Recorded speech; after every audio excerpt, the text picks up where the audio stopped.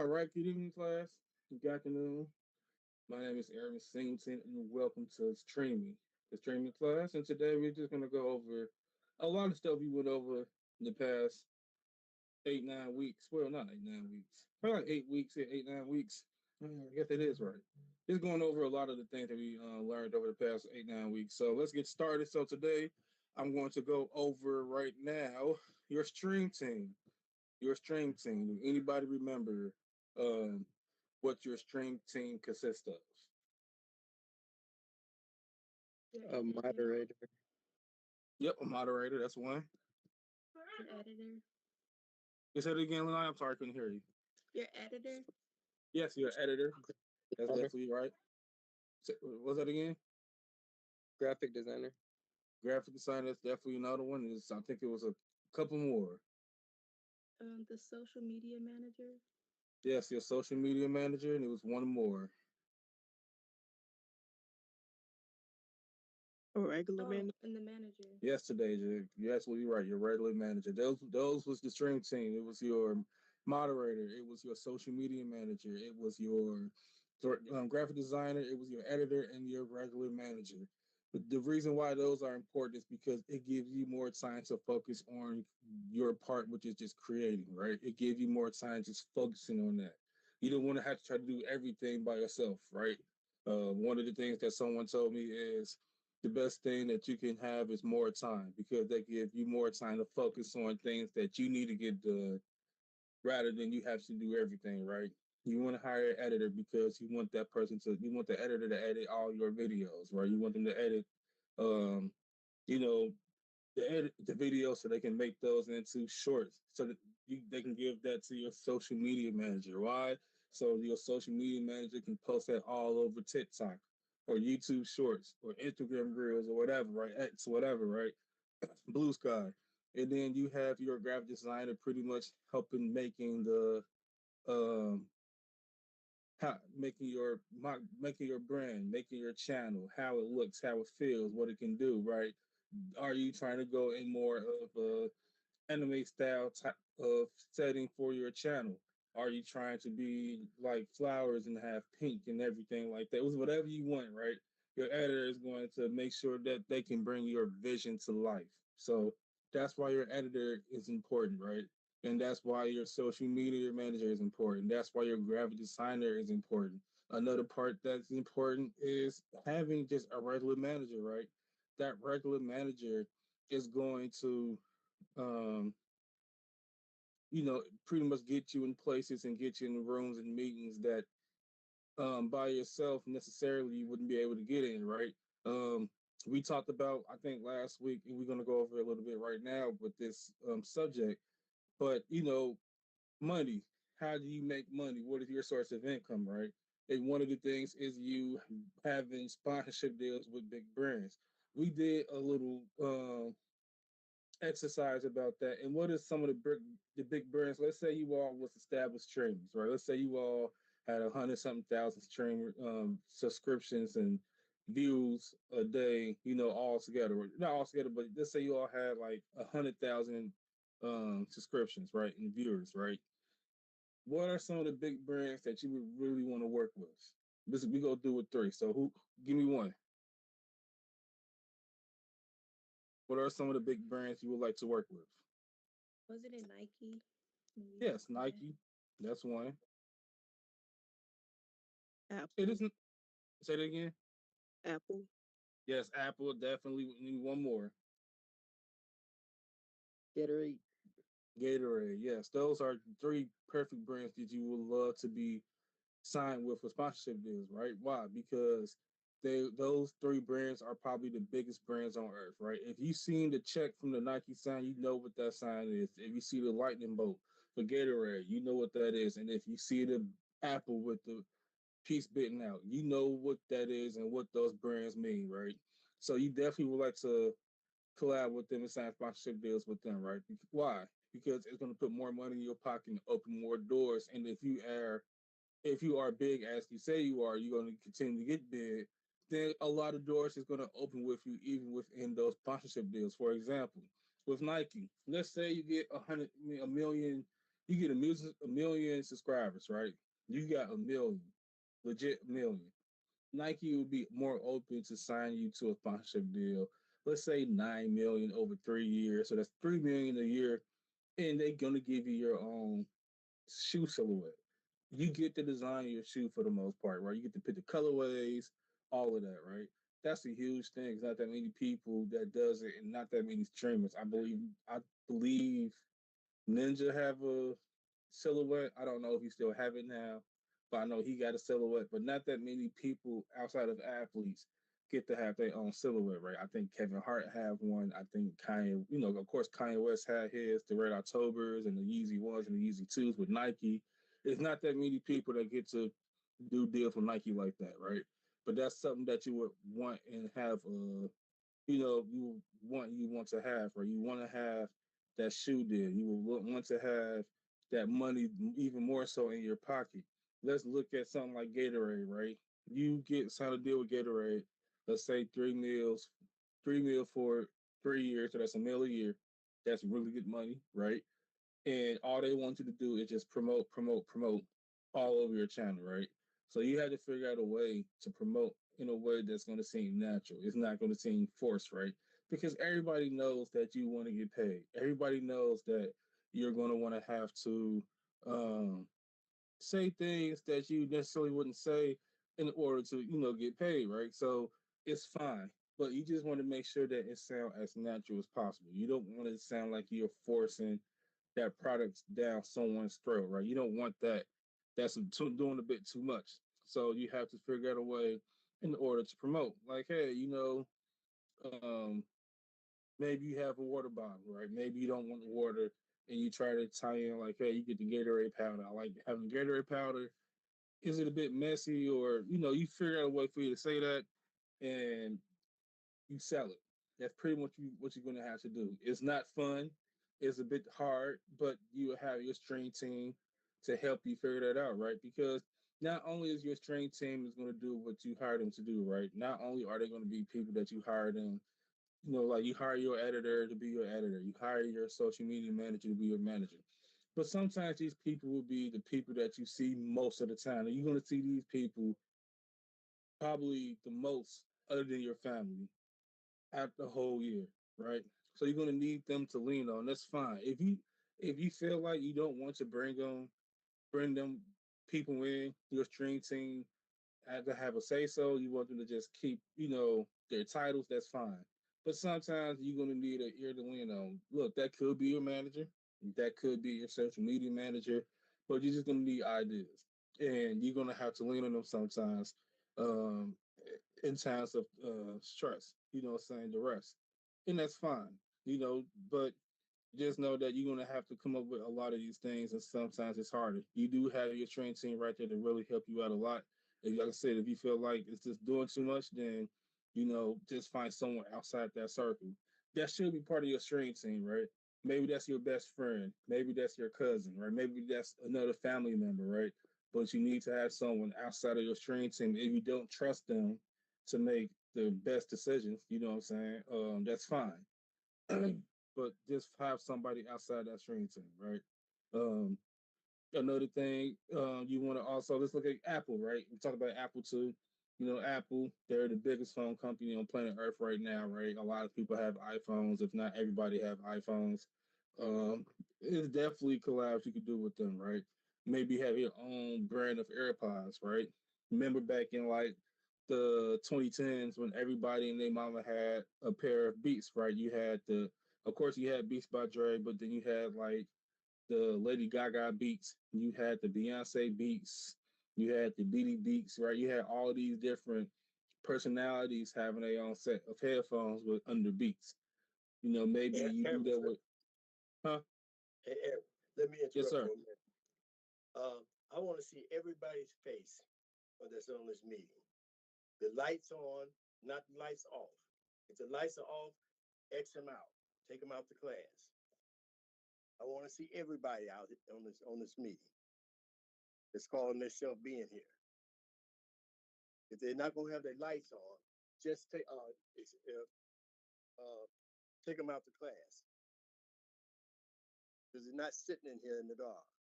I want to see their faces because they're not getting credit for this class if I don't see them. I know everybody heard me with that. So if I don't see your face, you're getting out the class.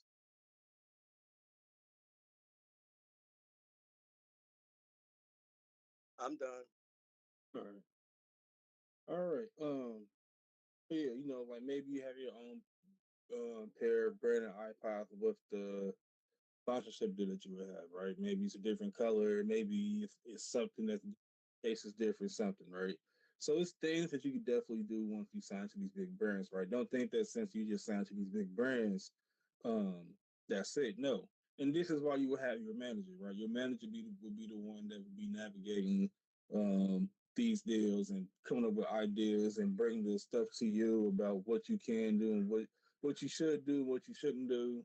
Um, like, hey, maybe you should take this deal so you can do this. Hey, maybe you should take this deal and do that, right?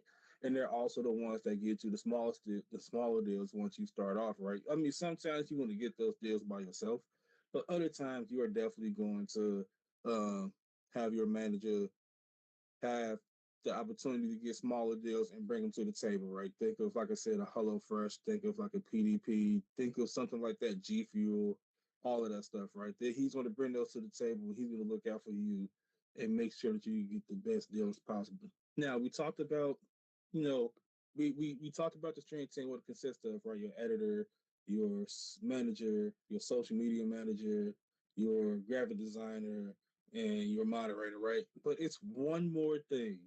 And I'm gonna take this time to talk about this, and it's one more position that would be part of your quote unquote stream team that you probably never would think of, right? Your lawyer. Having a lawyer, having a lawyer would be the best thing for you, right? Because your lawyer would be the one to go over contracts and tell you if it's good or if it's bad, if it's a bit shady, if they, would suggest. The reason why is because your lawyer would definitely be able to look at things and point them out and make sure that, hey, they're on the up and up and this is a good deal to sign. It's going to be expensive. For example, my cousin. He signed his deal with Capitol Records, his publishing deal with Capitol Records. He has to hire a lawyer, and your lawyer off top is taking 15%, right? But it's worth it. Having a really good lawyer is worth it because in the long run, they're going to protect you and your identity and your IP and whatever else that you make.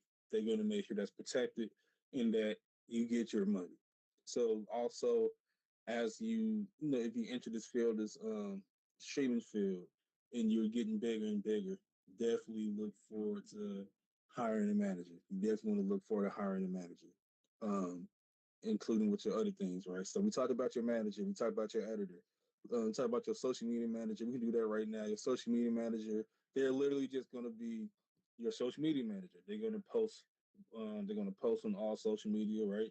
So that would be Facebook, that would be Instagram, that would be TikTok, that would be YouTube Shorts, that would be Blue Sky, that would be X, that would be whatever, right? They're going to make sure that you are on all social media, that you are seen, that your shorts is everywhere. So they definitely want to make sure you definitely want to make sure that you have that the social media manager. Another part of all the riffraff out, right? You don't want people to say a lot of sexist things, a lot of racist things, just a lot of stuff that's out of order. You don't want that. So you have moderators, right? And how do you hire your moderators, right? I think we talked about this before. So how do you hire your moderators? What are some things you can do? Uh, what where can you hire your moderators? What would be the first thing that you would do to hire your moderators? Anybody?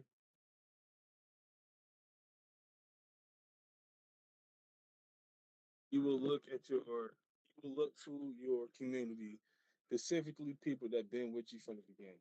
You will use them and you will hire them as your moderators, right? Because those will be your day ones. They was there from the beginning, and they are definitely now here to see where everything. They are now here to see the benefits of them staying and sticking, and they want to continue to see you grow, right? So what do? They're they're going to be your moderators, right? They will sit there and be your moderators. So that's where you would get your moderators from. Um, so we talked about what? We talked about your manager. We talked about your social media manager, your editor, moderator, your lawyer, and now let's talk about your graphic designer, right? Your graphic designer is going to be one of the most important parts of your brand, of your stream team, other than, in my opinion, other than your editor. Why? Your graphic designer is going to be in charge of the look and feel of your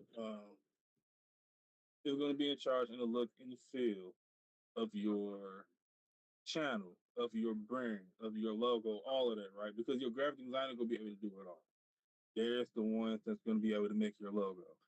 They're the ones that's gonna give you an overall, give your brand an overall look and feel of what you're trying to portray to your community, right? Different colors, just different styles, all of that. They're gonna work with you hand in hand in helping developing your brand, right? Because it should just be you and your graphic designer. If you want to involve your manager, you can. The only thing I would tell you if you do involve your manager is to just be careful, right? Or just have things from the get go, have an understanding that hey, um, this is my logo, this is my idea. Um, you know what I'm saying? This is 100% mine, or we can do 50-50, or whatever the case may be, right? You just want to have your ducks in a row when you're working with you're working with another party outside of you, the graphic designer, right? Because you and the graphic designer is going to have an understanding in the contract off top anyway of just understanding that, hey, this is my creation, is mine. So, if we split, this stays with me. You know what I'm saying? You may get a payout, or you may get a payout over these amount of years, whatever the case may be. But this is my own creation, right? So you want to have things like that written down in contract, which is why having a lawyer, and I'm pretty sure Miss Elaine have brought this all to you before, having a lawyer with your IP is important, right? Because that will be your intellectual property, right? The logo that you make, the name that you make, if you're going to use your real name or a fake name or whatever, if you're going to have a crew name, all of that, you want that locked down because you put the time, effort, and energy in making this brand be what it be and do what it do. So you want to be able to protect yourself with um, and protect your IP with having a really good lawyer and having contracts written down. Like I was saying before, if you feel like maybe the logo is a bit hard for you to think of outside the box and you have the your manager help, just make sure you also have that in contract that it's 50-50, or you have this clause or whatever the case may be in order to make sure that you're protecting yourself. So graphic editor is definitely important. They're going to make like I said, everything, even when you have your shorts done, right, your graphic editor can put in things in shorts, right, like different bubbles or different effects, or whatever the case may be. They will be able to do that, right, in order to make your channel pop, in order to make your shorts pop, right. Also with your mock brand and just overlays and all of that, right. That's something that we didn't really get into. I'm going to play a little video, probably the end, towards the end of me talking a little bit about overlays and just editing, right? Because you can do those things yourself, but let's say again, you want to save time because time is money. And to you right now, once you hire your stream team, you have them so you can have as much time from doing those things as possible so you can focus on other things, right? But starting off, you're probably gonna have to do your overlays yourself and everything and stuff like that. Um, it's a lot of work to do it. You can do it. It's just a lot of it's just a lot of things you have to go through in order to use the overlays, but you definitely can do it.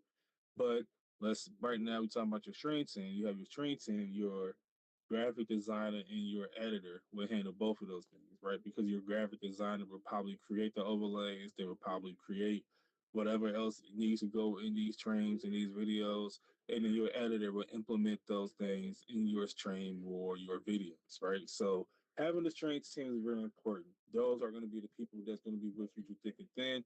Those are going to be the people that's going to make sure that you're successful. Because if you're successful, they're successful. You're getting paid, they're getting paid. So it's all a working relationship that predicate on just making this one person look good, right? Real quick, let's do a real quick exercise, real quick. What are what would be? I'm gonna pick three of you. What would be the number you would hire? And you all can say the same thing, so don't worry about if someone say editor, editor, that's fine. I just want to hear your reasons and why. So, Lanaya, who would you hire first as part of your stream team? Um, I said I would hire a graphics editor first because um, I just think with me, I like my stuff to look like different Okay. and look good before I even put something out. So, That's awesome. That's a perfect answer. You know what I'm saying? Why you want to hire your graphic editor first, because you want to stand out from everybody else look wise, right? You want to stand out um from how so and so look for your channel. So that's a perfect, answer. And thank you. Elijah, who would you hire first for your stream team? Who would you hire first? I would say an editor, Okay. because like if people do come to my channel, I at least want it to be presentable and like Okay. get them to at least stay. Okay. Great answer. The great answer. Israel, who would you hire as the first person of your stream team? The graphics editor, Okay. Why? just so my stuff looks unique and it actually looks neat and everything. Okay. Same thing with Lil. You just want to stand out from everybody else that have a channel. You want to make sure people take notice of you when they see your channel. Angelo, who would you hire first as part of your stream team? I said editor because just like Elijah said, I want mass to look like neat and clean and like I want it to like look like basically like the viewer doesn't feel like overwhelmed with like how tacky it look, just like look real smooth and clean. Okay. Israel, you did say you said editor or graphic editor. I'm sorry. Which one did you say, Israel?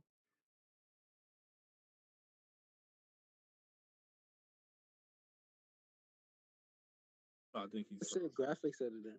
okay. He's a graphic editor. Okay. And Angelo, you said editor, right? And that's a great answer because you do care about your appearances, right? Like the old saying goes, right? Your first appearance is everything. You want to start off on the right foot with how you look, right? Like you said, you don't want to look too tacky. You don't want to be choppy. You want to be smooth. But also, that is why you also have test runs, right? So you have a fake channel, you have a test channel, whatever the case may be. You have a test channel, so you can always test out whatever equipment you have, right? If it's a new camera, if it's a new microphone. Like an editor because I would want my videos to look neat and stuff and good and presentable to others. Okay. Okay, that's a great answer. Also, you just want to look good, right? You want to look great. When you go out, summertime, it's summer break, starting whatever, and you go out to the wherever y'all go, to the park or to your gas house, whatever, to your, friend's house, whatever. You want to look nice, you want to look presentable, and your first impression is everything. So always keep that in mind, right?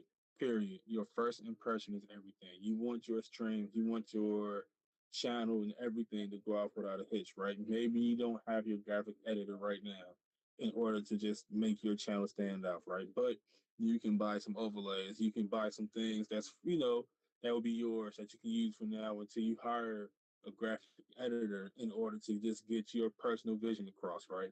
Maybe you don't have the money for a social media manager, so you're going to have to really be posting also, right? You're gonna probably have two different screens open, right? Have multiple screens. So you can have um, YouTube open, you can have TikTok open, you can have all these other sites open so you can post, right? Because you're going to be doing a lot of things, right? But the end remains the same, right? Whoever you hire first is that you have your stream team in order for you to have more time. More time is more money in your pocket because you can use that time to focus on something else, right? Maybe it's not even with the channel, right? Maybe it's just more time for you to relax, which is always a good thing, right? Um, because you want to do that. You want more time for yourself because we will talk about this right now. Your mental health is important. When you're streaming, right? Mental health is very important, right? You don't want to overwork yourself with just streaming, trying to get so many followers, so many subscribers. You're going to get them. It's going to take time. It's not going to be easy. It's going to be very hard. You're going to have to go through a lot of crap in order to get where you want to go. But as long as you put in the hard work, as long as you do the things that I'm telling you, things that you're going to just pick up, even, just through life period, you're going to make it. But you want to also protect your mental health, right? Because when you're streaming, you're going to be always wanting to stay up to date with all the trends, right? With all the clothing trends, with all of the video gaming trends, or just pop culture period, right? You always want to try to stay up with all of that stuff. And that can become overwhelming, right? And this is something that a lot of streamers that I have seen in the past haven't taken a hold. If you need to take some time away, like step away and take some time away, whether it's a couple of weeks, whether it's a month, whatever, take it because your mental health is more important than anything with streaming, right? You want to stream, right? Because that would be your career. You want to make money, but you also want to just take care of yourself and just make sure that you're taking care of your mental health. So even with just training, right? You only train 3 days out the week. Let's do Monday, Wednesday, Fridays, or Tuesday, Thursdays, and every other Saturday or Sunday, right?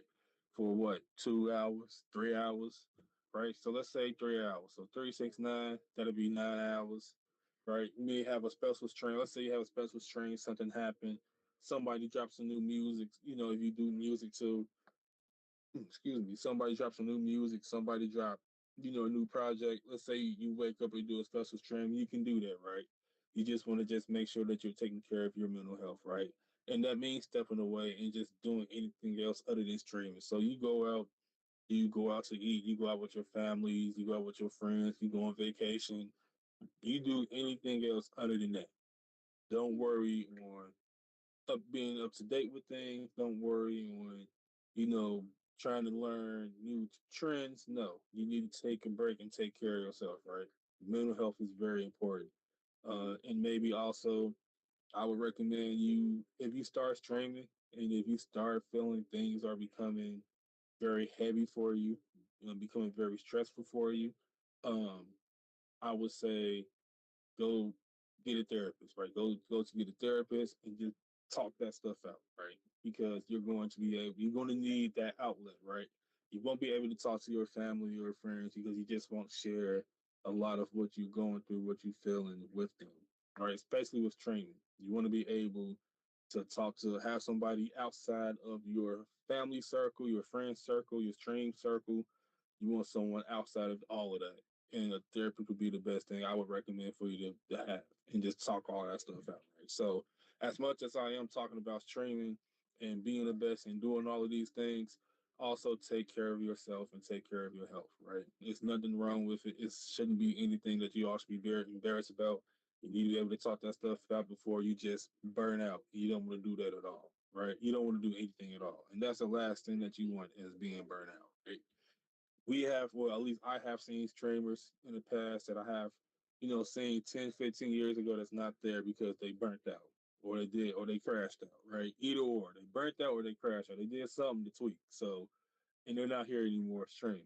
So you always just want to protect yourself that way also, right? As much as you want to protect your brand and your personal IP and everything that you work for, you also need to be looking out for yourself, right?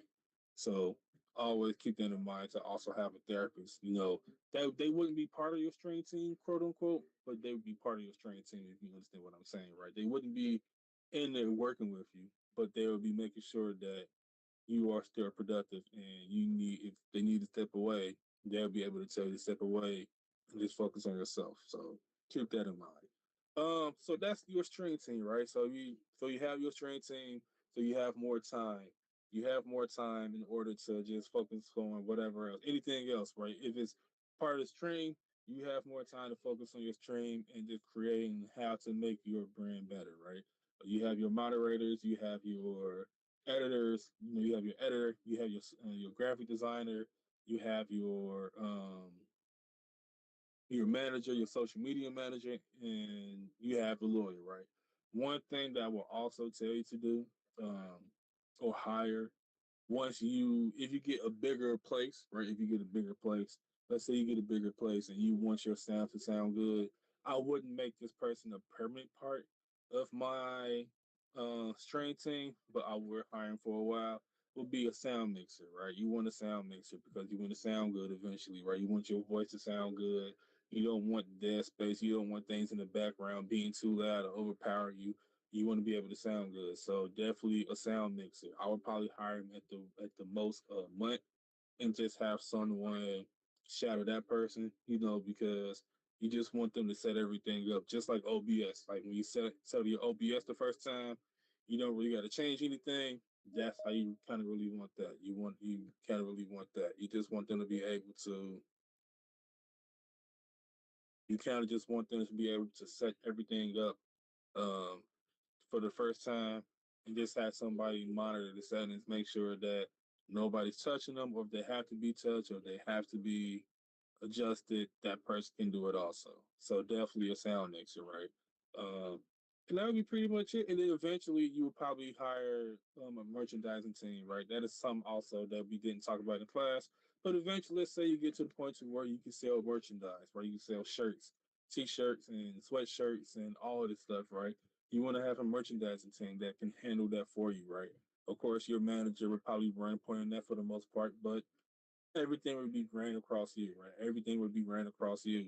The designs of the shirts, the colors of the shirts, right? The brand of the shirts, right? Because you don't want no too cheap t-shirts that's too thin, but you want a nice quality premium t-shirt, right? So when you think about merchandising, these are some of the things that you think about, right? Because good merchandising is going to bring people back, right? And maybe you have some limited edition stuff, collabs you can do with people, whatever like that. That would be dope too. So a merchandising team will also be part of your stream team, but later on, when you're more established, when you have the 100,000 subscribers and viewers, right? They want to buy product. You give them a product to buy, right? Um, that's it. That's pretty much it for your stream team, right? That will pretty much cover all the bases that I can think of your stream team, right? You will have all the people that we just noticed, that we talked about, right? Your editor, your graphic designer, your social media manager, your regular manager, your lawyer, a sound mixer for a while, and then your merchandising team, right? So that's 7 parts of your stream team that you would have covered, right? Because remember, time is money and you want more time in your pocket. So you don't want to have to do everything, right? You want to, whatever you have to do, you want to minimize it just to you recording and creating for your channel, right? Everything else is going to be in the hands of people. And one thing that I will also say is also hire HR. You want to hire HR to protect yourself, right? There's a lot of scandals you all have been seeing with a lot of people, right? You don't want to be caught up even if you didn't do anything. You don't want to be caught up and be in trouble and have to pay money out. So what do? You hire an HR. You hire HR. That can be one person, that can be 2 people or whatever.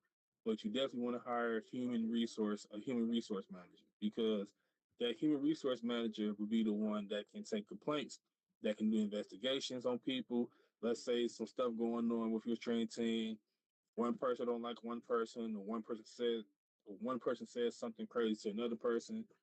You want the HR and HR do its job, which is investigate and then discipline if needed, right? So that person need to be fired, that person need to be fired. Why is that person fired? Well, here's the report right here. The report goes through everything of what this person did, leading up to and afterwards, and if the behavior continued or not, all that would be in the report. So please, once you do get that big, if you do get that big, please, and you have a strength team that's pretty big, hire HR. You want to protect yourself, so hire HR. You have your lawyer. You want to hire HR, and then they can come together and write contracts and things that people in your strength team need to sign that can protect yourself. So definitely do that. So I am going to play this real quick little video. Give me a few minutes as I pull this up. But pretty much it's just about the overlays and everything.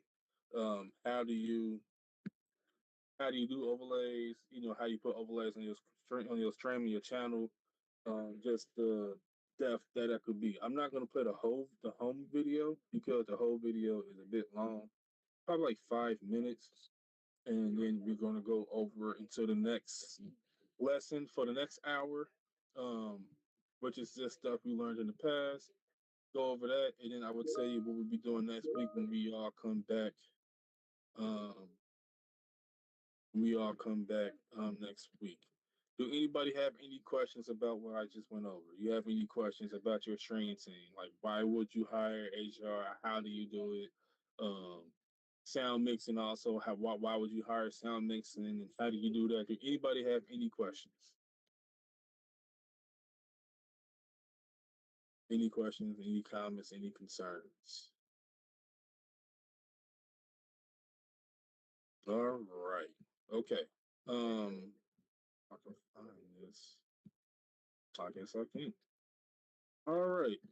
I can't find a video, and that's fine. Probably took it down. So let's go over to the next lesson, which would be your mock brand, right?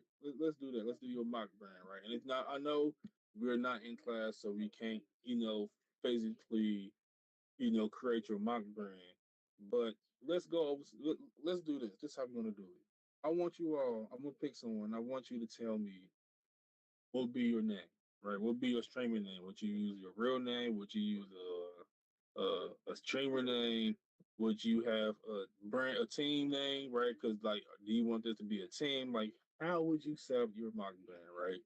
And with your mock brand, that should consist of,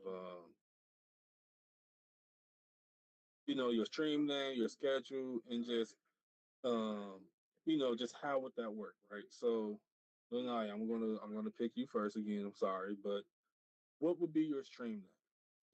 How would your stream name, like, what would be your stream name? Would it be your real name, or would you just make something up, or do you have a nickname that you would use? How would you do that? I would like use my gaming name for like Okay. class. It's just Kai Gallery. hmm That's it. All right. Anna, what would be your stream name? What would be your stream name for your mock brand? Um, I don't know. I feel like I would use like my real name Okay. just cause I don't know. Okay.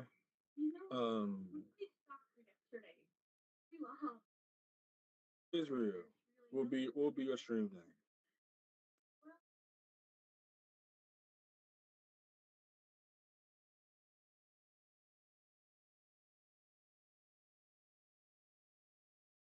My stream name would be like 1K streams or something like that. Okay. Okay. Okay. Um, Elijah. I'd say, mm, can you come back to me? Okay. Angelo.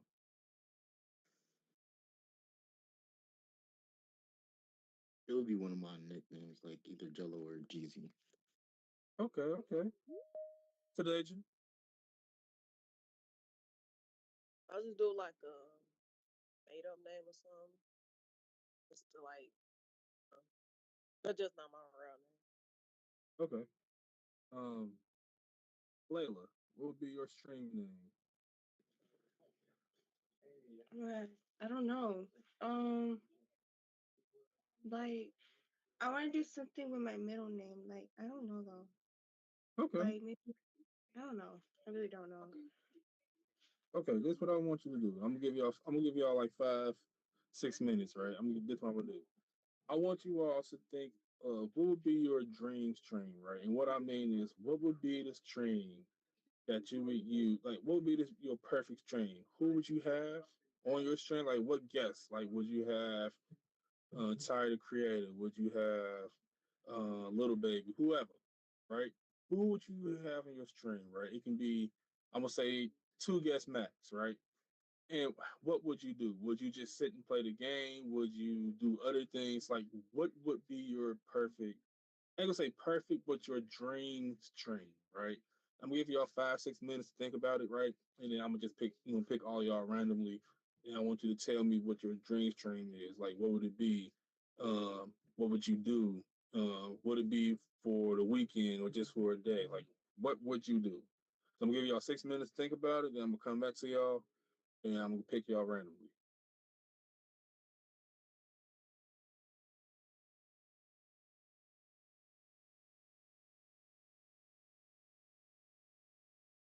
Okay.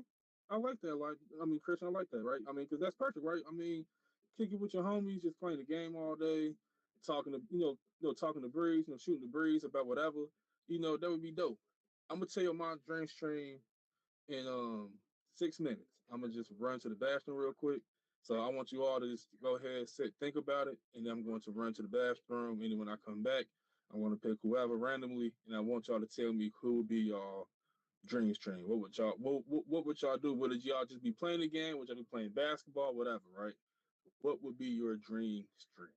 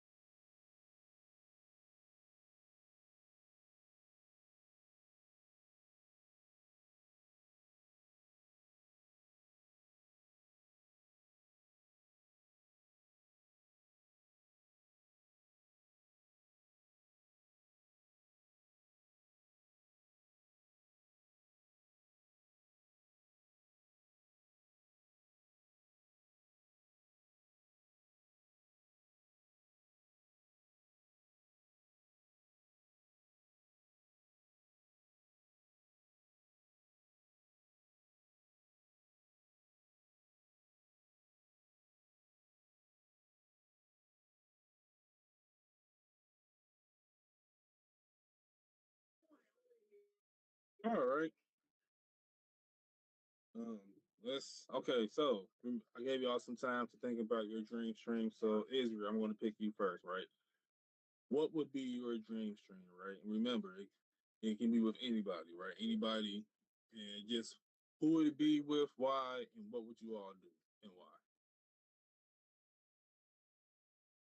It would be Kyrie and Kanye. I want to interview them. Okay, okay, that sounds pretty dope. So it would just be an interview. So you would have them like on a day stream, like 1 day stream, and just interview them. Like two-day stream, like two, three, just to see like just an interview. Okay, that sounds great. I will watch it. I would definitely watch it. Angelo, I'm gonna go with you next. What would be your dream stream and why? Uh, Probably just with my friends, like just talk about like random stuff and just play the game or whatever. Okay. Um, Anna, if you had a dream stream, like who would it be with and why, and what would you all do? Um, I feel like I don't know like what person exactly, but I just feel like any like famous person, and Okay. then just like interview them and get to know them like on a deeper level. Okay. Okay. That's not bad at all. It's pretty good. It's pretty good. Lanaya, who would be your dream stream and why? Um, I was thinking that I would have like Nicki Minaj. Wouldn't like play the game where I would probably like ask her questions about like her hometown, like our home country or whatever. And she's like not originally from here, I believe. Okay. Okay. Um, Elijah, who would you have on your dream stream and why? What would you all do? I say LeBron and NBA Youngboy for like a weekend because they got like huge fan bases and that'll draw a lot of people in. Oh, okay. Tadeja, who would you have? Who would be your dream stream and why? I say with like my cousins and maybe Kai Cenat because he's like one of the biggest streamers and stuff like and like do like dance challenges and all that. And then with my cousins, like we all goofy and stuff. So and then we'll just like probably like do dances or like ask each other questions and stuff. Yeah. Okay, I like that. I like that, right? I like that you said your cousins and you said like consonant, right? Because like you said, the biggest streamer, you get that rub and you know you're gonna get views when you have consonant in your stream. So I like that one a lot. And Layla, who would be in your dream stream and why? And what would you all do? I think like Lotto and like Sexy Red, like I don't know. I just want to like interview them and like maybe have them rap on the stream and stuff. Okay, okay, I like that. Me personally, my dream stream, it would be a weekend. Um, I would have my favorite producer, Dr. Dre. I would have him on. Probably a couple of artists. Like 50 Cent. Really, I grew up a huge 50 Cent fan. Um, Dot, K Dot, um, and Hove, and M. And I would have a weekend stream, and I would play games and play basketball, shit like stuff like that. And I would cook because I love to cook, so I would like cook something for them to eat. For me, cooking is a passion. It makes people happy. It makes me happy when they're happy, especially from food. So I love to cook. So I would just cook throughout the weekend, breakfast, lunch, dinner, and interview them. Also, ask them questions about things that I always been wanting to know. Um, like what got Dr. Dre into producing, right? With him with 50 Cent. What got him into rapping. What made you a really good businessman? What are some things that you would depart wisdom on me about becoming a good businessman and with him and that, how you all become such top tier lyricists, right? What made you focus on becoming the greatest lyricists on the planet Earth that we have seen? So that would be my dream stream, right? Um I actually I got quite a few, right? I would do basketball players too, right? I would do, Brian, I would do Steph, I would do KD, and just shooting, just shooting the breeze. Pretty much what they did. That was the day before Christmas. They came up with an interview the day before Christmas when it was, I think, all three of them just talking, something like that. So just insert me in a video game, probably Call of Duty or 2K, something like that. Uh, those would be a couple of my dream streams that I have, right? And that's an exercise that I did with my last class, and it was really good. And this is the same. It's really good.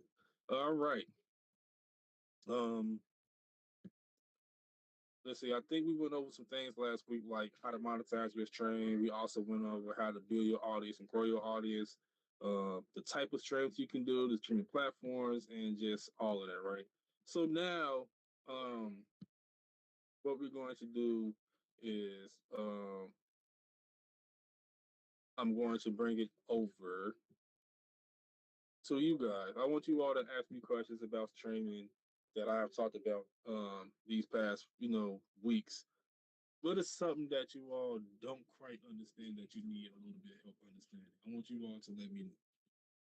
What is it? Is it something I talked about with monetizing your stream? Is it something I talked about how to create your brand, your logo? What is something that you all need help with understanding about stream and getting, just whatever I talked about these past weeks?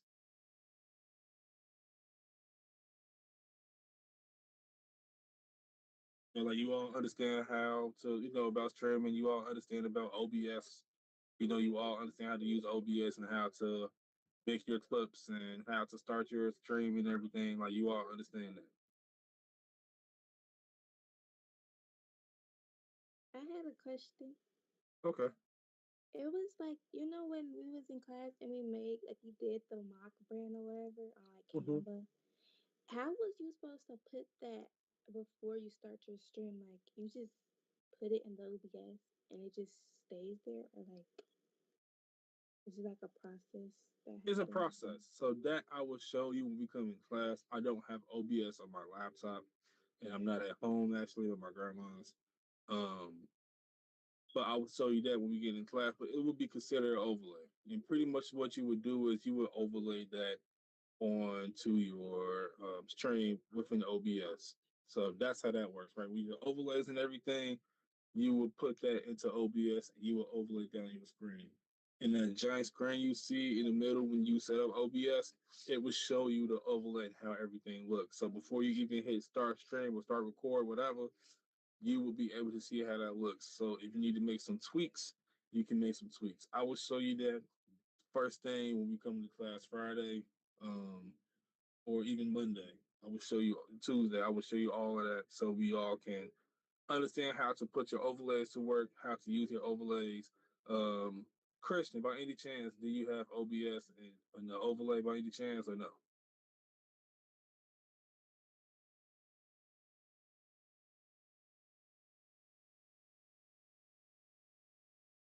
Yes. Just like, just how to put an overlay onto your stream.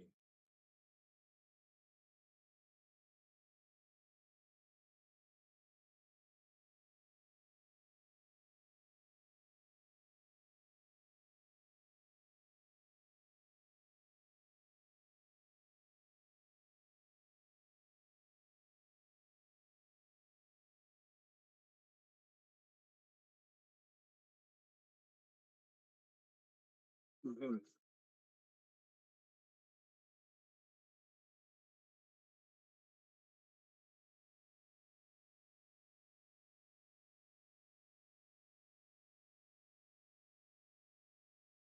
Okay.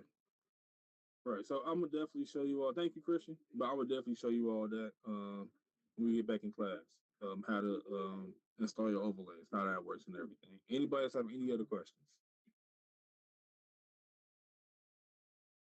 Anything? Any other questions? All right. Well, let's talk about logos. Right? Let's talk about your logos. Let me bring up.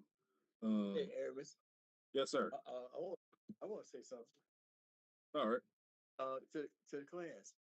What do you guys not only this class but the rest of your classes? Program is going to end on January 15th.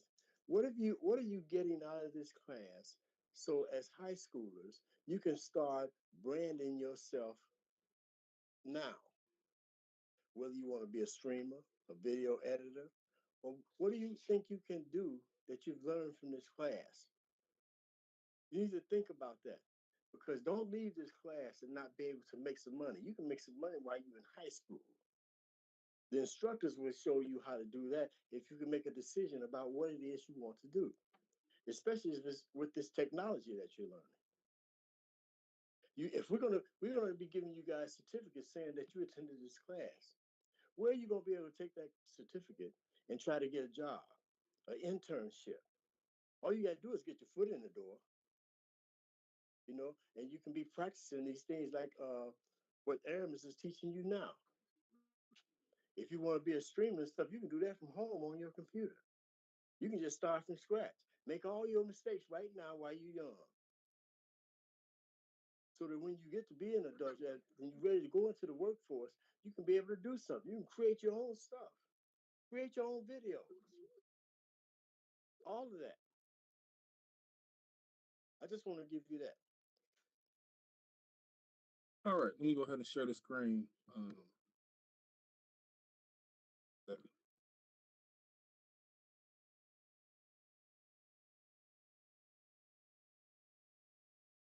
Okay, I want you to just look at this screen, right? You see these brand names, right? These logos, right? These are lettermark logos, right? Because they're just letters, right? But you know the logos when you see them, right? If I took away the every other letter excluding the D from Disney, you would know what that D is, right? It's this.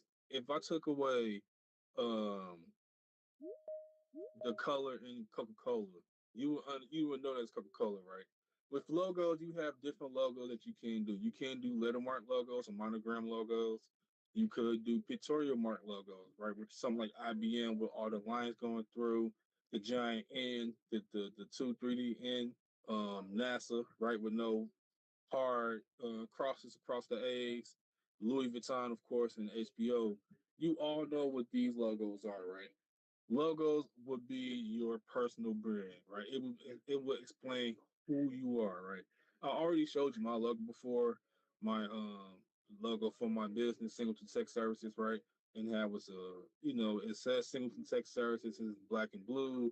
It uses a computer with gears and like tools and everything, understanding and getting across that, hey, I fix technology, I fix computers, I fix, laptops, all of that. This is my brand, this is my service. I know what I'm doing, right?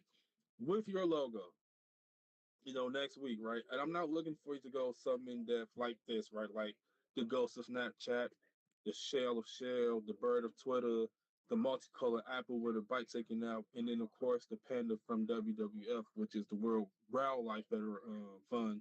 Um, I'm not looking you to go in depth like that. I'm not even looking for you to go something like abstract, like the check from Nike, the the sounds from Spotify. Um, this is Stack right here, I believe. This Airbnb, and of course the Pepsi logo. I'm just looking something for something simple that represents you. So you will have a little bit of homework this weekend, which is pretty much just creating your logo. What would be your logo, even if it's a rough sketch? Your logo, what I believe your logo is supposed to be, is something that represents you. So it can be your favorite color, it can be something that you love. So if you love shoes or you love fashion, it can be something fashion related. If you love video games, it can be video game related, of course, anime related, basketball related, right? If you like basketball, it can be basketball related. You know, these are just some of the brands, examples of brands that you have, like your emblem brands, right? With that shield for NFL, the S for Superman, the Warner Brothers Paramount, Stella Artois. You have mascot brands too, right? All these brands right here are mascots, right? You know the Colonel of KFC, that Slush Puppy. We don't have that up here like that. You know about the Pringles man, the bird, the eagle from the Philadelphia Eagles, and of course Sonic, from Sonic the Hedgehog.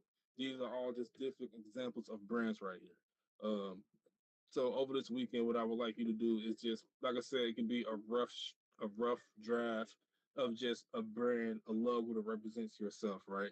It don't have to be anything super spectacular. I'm not looking for that, right? That would be something that you would have later on, once you have everything established, right? But I'm just looking for a rough brand of your logo. So that would be a little bit of homework that you would have this week.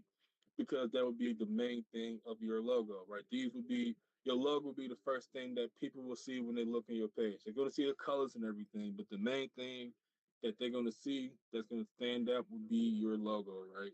It would be your logo.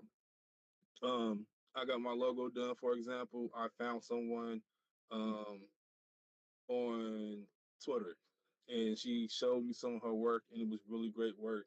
And we sat down and we collabed on my logo. Spent like a month on it, right? We sat down, spent like a month on it, going back and forth with what I like, what I didn't like, favorite colors, this, that, and the third, what the name of my business, what I do. And she showed me that. Um, I liked it. She went back, she cleaned it up and everything. A couple weeks later, she showed me what she had finished, and I loved it. So that can be how your process can go when you do create a logo. But I'm not expecting you to spend the money right now on your logo unless you choose to. That'll be fine. I'm just expecting you to show me your logo when you come to class next week, right? I want to see what your logo. I want to see what you have so far. Because like I said, that would be one of the first things that you're going to see on your page, on your brand. Now, um, another thing, right, with your mock brand, right? Like I say, I just want you to have with your mock brand what it consists of. It's to consist of your logo, your stream name, and then we already did the dream stream, like what your idea for your dream stream would be, and your scheduling. How would you schedule your streams, right? Would you do Monday, Wednesday, Friday, or would you do Tuesday, Thursday, and every other weekend? What time would you do your stream, right? These are things that I would like you to talk about with your mock brand. You can tell me even now what will be your schedule, right? What you do on Monday, Wednesday, Friday schedule? What you do is soon after, because right now, because I'm going right now, since you all still in school. What you do is soon after you got out of school, or would you wait till the weekend and just train on weekends only, right? You do Friday, Saturday, Sunday, right? Like, how would you train? So that would be part of your mock brand too. And that's pretty much it, right? I don't want you all to be scared. I don't want you all to, not, I don't want you all to think anything different. Doing your mock brand will be very, very easy. Um, like I said, I just want you to just show me how you would set up your stream if you were streaming today. Like if you start streaming today, I want you all to show me how you would do that and how would your mock brand look at, right?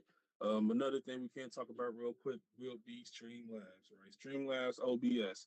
Streamlabs OBS is very, very easy to use, right? We already know that it's an intensive, it's a hardware um, restrictive program, which means that it uses a lot of the tech, your laptop or your desktop. So it's going to use a lot of RAM. It's going to use a lot of memory.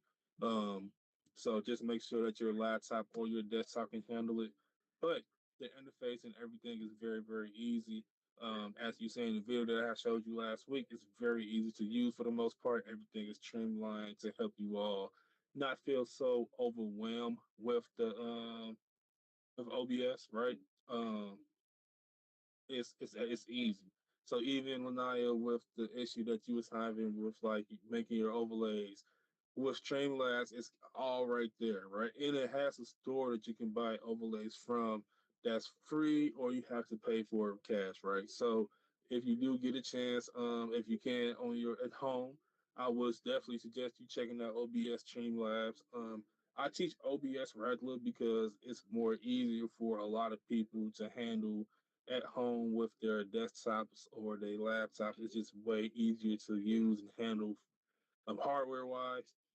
It can be a bit overwhelming because of just everything, how everything is set up, right? You got to set up your different screen scenes, and you got to set up your different cameras. If you have a different camera, all of that. Well, with Streamlabs OBS, everything is kind of right there in your face, so you don't really have to go digging around a lot, right? Unless you want to, right? But the thing I like about OBS, and it's go with Streamlabs too. But the thing I like about OBS is how open it is because it is open source. So even if um you don't like the setup, you can always change it, right? It's people that make mods out there every day for OBS because remember OBS is open source, so it can be modded to a person, a particular person, how they want their OBS set up. So if you want your OBS set up more so a bit like Streamlabs, right? It's a mod for that to where it wouldn't be so hardware intuitive to your PC or your laptop, right? It's a mod out there for OBS to just make things streamlined. So as soon as you open up OBS, it's going to read what you have hooked up. So it's going to read they have your cameras. It's going to read your different microphones if you have one or more one mic. It's going to set all of that up, right? The only thing you would need to do is sign in to your YouTube or to your Twitch or whatever site you're going to use, right? If you're going to use YouTube, if you're going to use Facebook, if you're going to use Kick, or if you're going to use,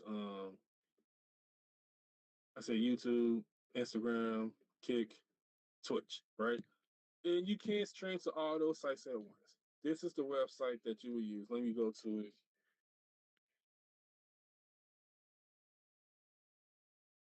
If you wanted to stream to all sites at once, you could use this website right here called Restream, right? Restream, it lets you use just that one stream and you log into Restream.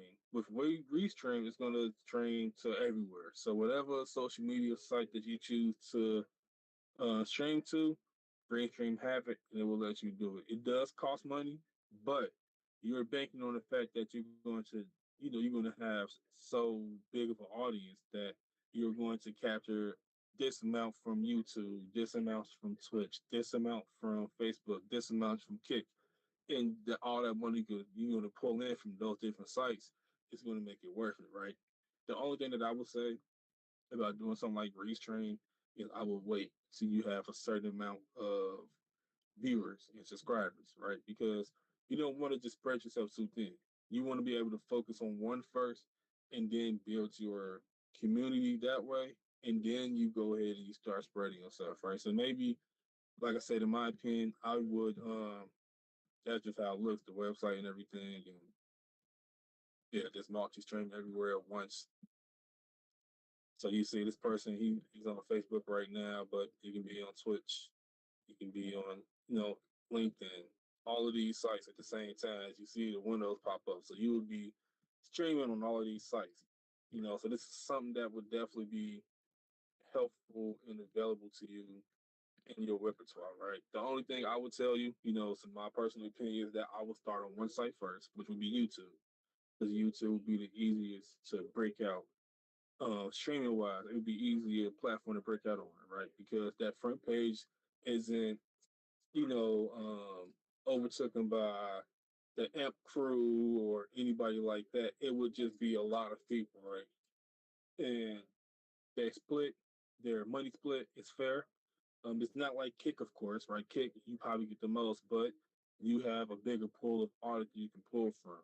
Because you could start off on YouTube and then move to Kick, and then people from YouTube will follow you to Kick, where you get a bigger piece, right? You can definitely do that, right? You don't have to go to Twitch, right? I know Twitch is the big dog of live streaming. Everybody has Twitch. I mean, it's coming on people on phones. Like when you buy a new phone, Twitch is one of the apps that will be installed on your phone if you buy a brand new phone. But just because it's a big dog doesn't necessarily mean that you need to start on it or you even need to go there. With something like Twitch, what I would tell you all to do is wait. I would tell you all to wait until they come knocking.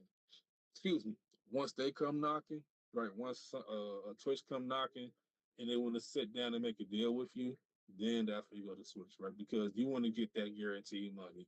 If you can, in any way, shape, or form, you want to be able to have guaranteed money. Period. They have to pay you for whatever that contract says, right?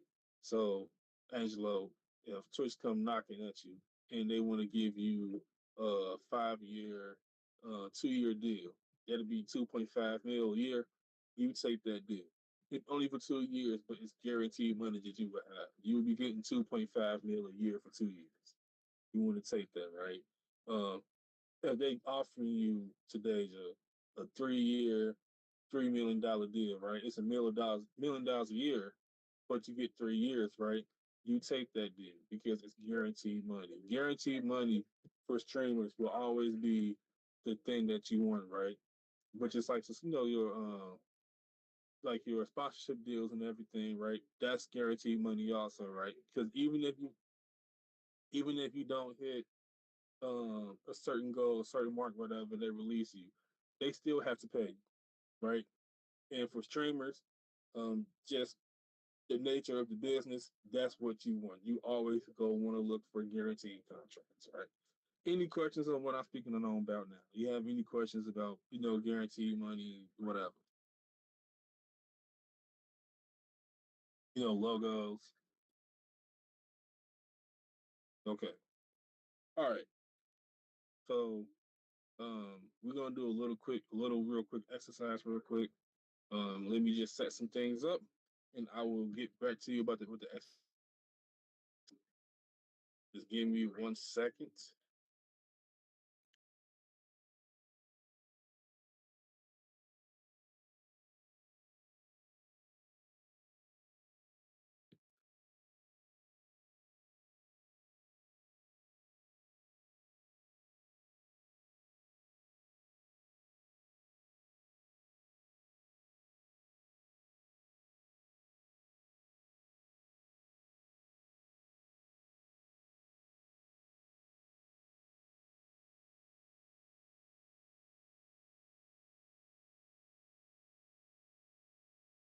I'm just setting everything up. Give me 1 second.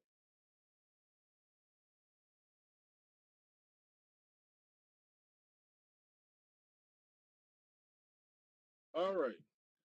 We're gonna play a logo game, right? Y'all know what logos are. They're gonna just give you a brief idea of what this logo is. So, Tadeja, what is this logo? Skype. Right, right. That is correct. Here we go to Elijah. What is this logo? Twitch. All right. Benaya, what is this logo? I think a Ferrari. Ferrari. Let's see. I don't know. It's Tesla. Oh, Continue to the T right there. Um, Angela, what's this? What's this logo? Apple. Apple. What is this logo? Israel, what is this logo? Discord. Discord. That is correct, Mundo. The Golden Arches. Everybody should know what this logo is, right? What's this logo? McDonald's. McDonald's. All right, the Golden Arches, right? Everyone know what that logo is. What is this logo right here? Nickelodeon. Nickelodeon. What is this logo right here? Maps. Which one? Apple. Apple. Apple Maps. What is this logo right here?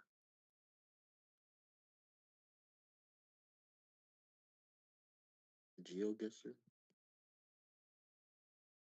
Yes, sir. GeoGuessr. We all know what the big red N is. Netflix. Netflix. What is this logo right here?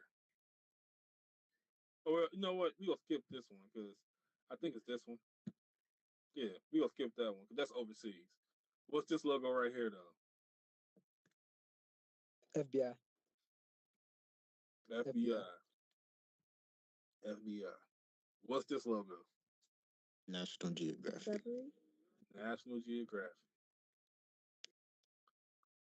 What's this logo right here? This may be one of y'all sponsors. Logitech. Nope, it's not Logitech. Razer. Who's Razer. Razer? Yes, Razer. That is Razer. EJ, you stole my answer. You all know what this one Right, is. that was you first. Xbox. Xbox. The weakest game ever. I got one. We're gonna skip this one. It's another overseas one. We're gonna skip that one. What is this one right here? NASA. NASA. The reason why once this over with, I'm gonna explain why. What's this one right here? Ready. Reddit. Ready. What's this logo right here? Excels. Excel. Excel. Good job. Who said that? Great job.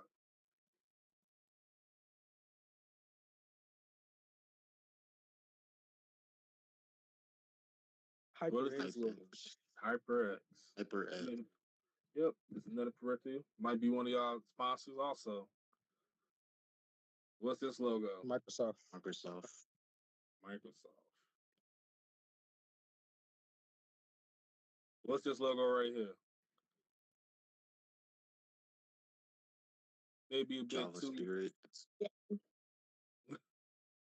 Not Java. Who said that? Java. Yeah, it's Java. This is Java. JavaScript is the program that you're writing into Java. What's this logo right here? Steam. Steam. Steam. What's this logo right here? Y'all use this in the next class. Python. Python. Python. Yes, Python. See the snakes? Like Yeah. Pythons? Yeah. What's this logo right here?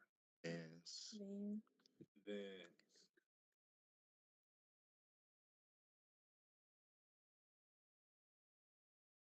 What's this logo right here? Nescafe. G. Nescaf. Correct. Nescaf. What's this logo right here? IBM. IBM.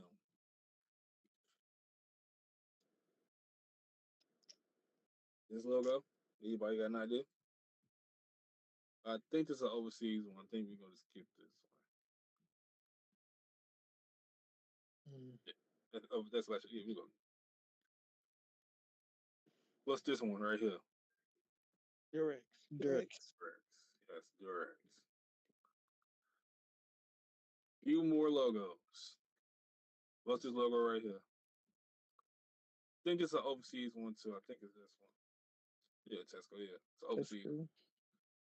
What's this logo right here? IKEA. IKEA. Big dog first. Y'all know Nike. the check. Nike. Yep, you already know the check. Nike. Nike. Y'all know this one. Yeah. The reason why I Son. did this, the reason why I did this quiz, I think that's it. Yeah. The reason why I did this quiz though is to show you that you don't even really need the names. You should be able to just look at the logo and know what it is, right? And all that is just branding, branding, branding. Like the check, you know what that check is. If I took that check to someone overseas that haven't, that's not even interested in fashion, they're gonna know what that check is, though, right? If I took that Jordan sign, the same exact thing. I took that Jordan sign to China. They're gonna know that it's Michael Jordan, right? So your logos is very important because it represents who you are as a brand and what you represent, right?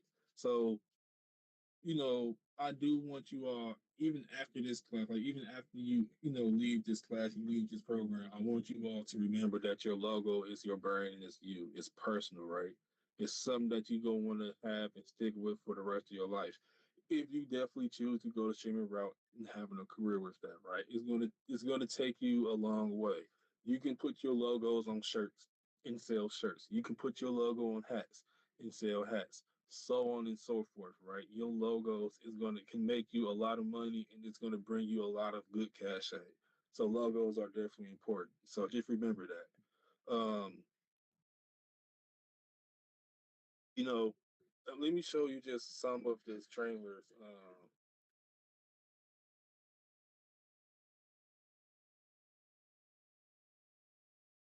Give me 1 second. All right, let me show you. Yes, sir.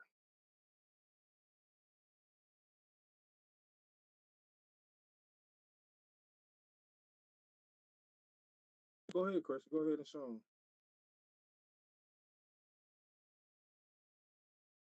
Okay.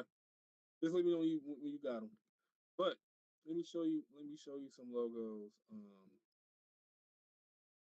Or or a logo like ninjas, right? Let me just share the screen. Sorry about that. All right. So right here, right? Let me move y'all out the way a little bit. But this right here, this is Ninja, right? This is Ninja. Actually, this one right here is Ninja's logo right here, right? You see, it looks like a ninja, right? It have his hair because he had, two-tone hair. So that would be his logo, right? Um, I think it's Imp, which is Castanet Group, right? It's literally just this. It's literally just amp with a lightning bolt in the middle, right? But you know what that is and who that represent. You know it represent Castanet, Duke Dennis, Phantom, all of them dudes, right? It represent all of them, right? So your logo's definitely gonna carry you through a lot, right? Because people gonna see it and they're gonna associate that with you, right? And you always want that to be good, right? Do not believe that all publicity is good publicity because it's not. We're not I'm not going to sit here and say that dream because it's not. You want good publicity. As long as you have good publicity, doors will open for you. Look at someone like Castanet, right? I'm using him as an example because everything for the most part that he done or he does is good. And that opened up doors for him to get people like Kyrie Irving or Snoop Dogg or Glorilla or Sexy Red or whoever, right? Tyler, Nicki Minaj, Drake, Kevin Hart multiple times, right? It allows him to get those people in his house on camera just shooting the breeze with him. That's what you want. You always just want good publicity. So just remember that when you enter this thing, this streaming life, it's just life in general, that you dictate a lot of what's going to happen. Just remember that it's going to take time for you to break down a lot of these doors and get people to come in and mess with you a lot, right? So when you starting off your streaming and you only get 50 subscribers for your first month, you may have 50 subscribers for your first couple of months. But that number, as long as you put in the time, energy, and effort, that number is going to jump up from 50 to 100, to 100 to 2, to 2 to 4, to 4 to 8, so on and so forth, right? It's going to take time. Just like with me making music to the point that I can now, it took time. I put in a lot of energy and effort. I remember I would come home from school, and after I did my homework, I would just spend hours on my desktop making music, right? Because I wanted to be the best.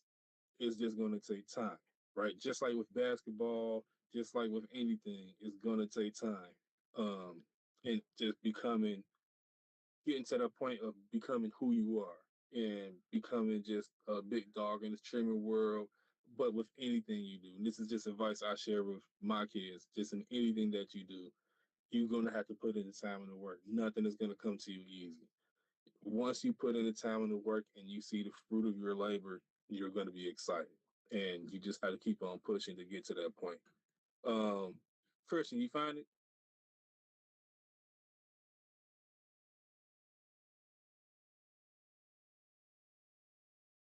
Okay. Give me 1 second. Let me open up my email.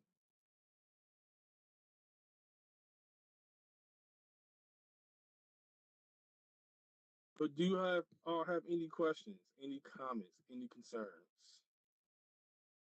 Anything you want to ask me? You can ask me anything. Anything you want to ask me.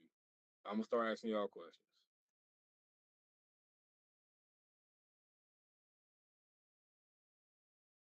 Um, okay, Israel, what did you learn in this class so far? Basically, how to like monetize a stream, like what people want to see, and like what do you need in order to be looked at as like a professional, genuine streamer. Okay, that's a great answer. Um, Angelo, what did you learn in this class? Just overall, overall, not just today, just overall period. What did you learn in this class? Like not just this period in this overall class. I learned like a lot of stuff about like the laws and like patents and stuff like that. I learned the difference between patents and like copyrights and stuff like that. Also learned in like streaming stuff like that you need a brand. I didn't know you needed one. I thought you was like a choice. So yeah, I learned that. Today, Angelo, what did you learn in this class overall? Thank you, Angelo. I learned that you can like try to present yourself to look good, and you can like try to hire people such as like managers, graphic managers, and stuff like that. And also, you can involve lawyers into stuff, especially like when you're doing like brand deals and all that. Okay. Um, Layla, what did you learn in this class overall? I learned like about like the different like factors and people that you need into streaming and like how how to make your like logo like unique to yourself and yeah. Okay. Um, Anna, what did you learn in this class overall? I learned that everything has like it takes its time and stuff, and that you need like different people, so like everything could like get better. Okay. Elijah, what did you learn in this class overall? I learned more so about the behind the scenes of streaming, like the stream team and how important it is that each and everyone has their role, and how you can also make it easier for yourself, like hiring moderators, like and then them being your day one fans, so them engaging your audience basically Okay. and stuff like that. Okay. And Lanaya, what did you learn in this class overall? I learned that we can always like you're your own brand to like make good choices or whatever, and that you can do a lot of stuff in like many different ways as y'all showed us. So yeah, that's what I've learned. Okay. All right. So right now I'm about to let Christian show you all his logo. So let me just share the screen and he will explain the logo and everything. All right, Christian. So this is Christian logo right here.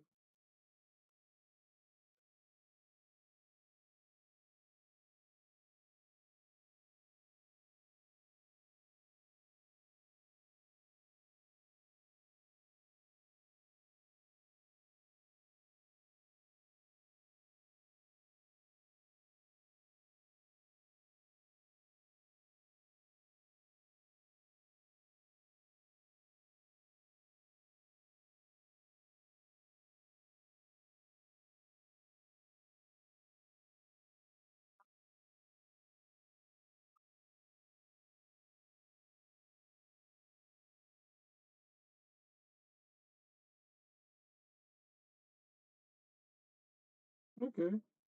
And you can I see like here, it. like, yeah, I like it. I like it a lot too. And you can see that, like, I mean, it's just Sonic, but it's the shades of blue that you see. It's the Rush League, so he's letting you know that, hey, we're gonna be a fast team, right? And this is something that definitely comes in handy when you have a community, right? So he used this for his Rocket League team, right? You can use your logo for your community. So let's say you have your community and the part of your community play Rocket League. You can let them use your logo, right? You're not going to charge your community, right? As long as they're a part of your community. Let's say they can get access to the files if they're part of your Patreon, right? Which would be a site that you can use in order to give goods, right? So I'm part of a Patreon for my MU Day, and they charge me, I think, like $5 a month to get like updates and all of that and everything. And it's dope. You can do the same thing. You can have a Patreon where you give access to your Discord. They get access to certain files. They get access to certain sales. Let's say that you have like T-shirts or hats, whatever, with your logo on it. They get access to that stuff first. These are things that you can do, right? So um, that's another way that you can help build your community and help. Another way you can help build your community, and another way that you can help just make your community just trust and just believe in you even more by doing things like that, right? Um, so um, it's 5:37. So this is what I'm going to do. So next week, when you all come into class, you all Monday, I will give you time Monday to work on whatever you need to work on. So if it's your music production, if it's your mock grade, you have time to come in Monday and work on that. That Friday, for the next 2 Fridays afterwards, or I think it's that Friday you come back. That's the last one. No, the next 2 Fridays will just be presentations on Fridays of just your mock brand and your videos, right? So this is what I would do. The Friday next week that you all come in, I would just have you all literally just show me your videos, right? We're gonna go through everybody videos. So if you need time to work on your video that Monday, on your production beat that Monday, you can, right? If you are done with your production beat Monday when you come in, I will have the people that are done show me. If you need more time within that hour, you will get more time within that hour to work on your production or work on your videos, right? And then that Friday, like I said, you're gonna show me your video. That following week will be the same thing, but reverse. So that Monday, whoever needed more time on their beat production, we will wrap up that, and then I will give you more time to work on your mock brand. And then that following Friday, you all will show me your mock brands, and that's it. Um, I'm not going to do a beat battle. I'm just not going to do that. We're just going to do who's the best one, two, and three, and then I will give out prize. We will give out prizes and such afterwards. When everybody show me their beat, and me, Christian, and Sammy will still vote on who has the best beat, one, two, three. So that's what we would do. It won't be like a beat battle style like I wanted to. It would just be you all just showing me, and then we all just pick the best, and we all give out gifts and prizes that way. Same thing with your mock brand, and same thing with your videos. And remember, with your videos, you just want to be more interactive. You want to talk. You want to cut down on dead silence, right? You don't want to just go on where it's just nothing, right? You want to be able to talk. You do want to give your certain scenes time to breathe. So if it's very exciting, give it time to breathe. But you just don't want as much dead silence as what you probably have, and you want your I want your videos to be at least 5 to 7 minutes, right? Five being the minimum, seven being the maximum. So 5 to 7 minutes on your videos. Your mock brands, I'm just looking for honestly, it's effort, right? I'm not looking forward to you having something that's great, but I do want to see effort. So if you are attempting to use an overlay, if you are attempting to have a rough draft of your logo on your mock brand, these are all things that will be getting thumbs up in my book, right? Me and Christian, we just look at all the mock brands and we will just decide again one, two, three. So that's how that will go. That's how the next 2 weeks will go. So lecture will be minimal. Right? It'll be minimal of me being lecturing. It would just be you all just really working on your production, your videos, and your mock brand. So that's the plan for the next 2 weeks. If anybody have any questions, comments, concerns about that? Yeah, because that is what will be going on for the next 2 weeks. Will be just you working on your stuff and presenting it. So we can go ahead and wrap this up. Um, but I want to thank you all for coming to class today. I'm kind of tapped out on just content. Um, but I really thank you all for coming to class today. Next, we'll be saying with coding. Again, if you have any questions, any comments, any concerns, you can email me at aramis.singleton at, I'm putting in the chat too, at click services at nfp.org. If you have any questions, any comments, any concerns, if you need help on anything, even this weekend included, you can email me and I will help you out the best that I can, right? So don't be scared. You can email me if you need help, if you whatever. Let me know. Um, but I hope you all had a great Christmas break and a great New Year's. Like I said, you have any questions, just email me then to my email or ask Christian also. He'll be able to help you out as well. Um, but that's all I have. So anything, anybody need to ask me anything?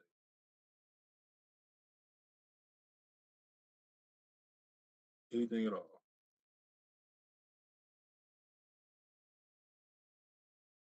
All right.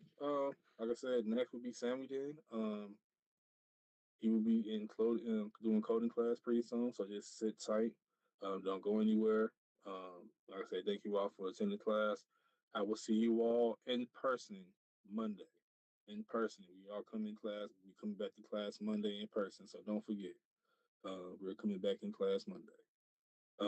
But until then, I'm gonna still be in class. I will still be in this lecture until like 5:50, 5:55.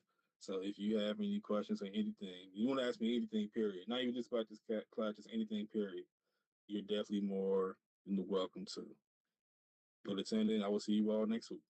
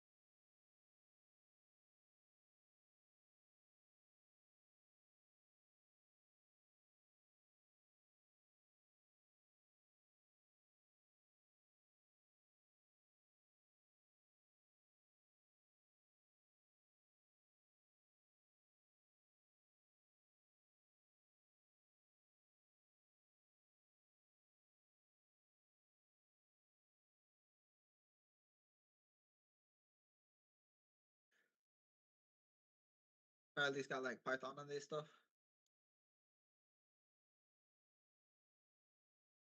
I no worries. Let's see. So what I'm finna do is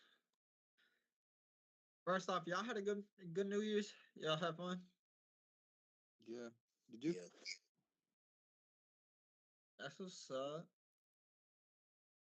Let's see.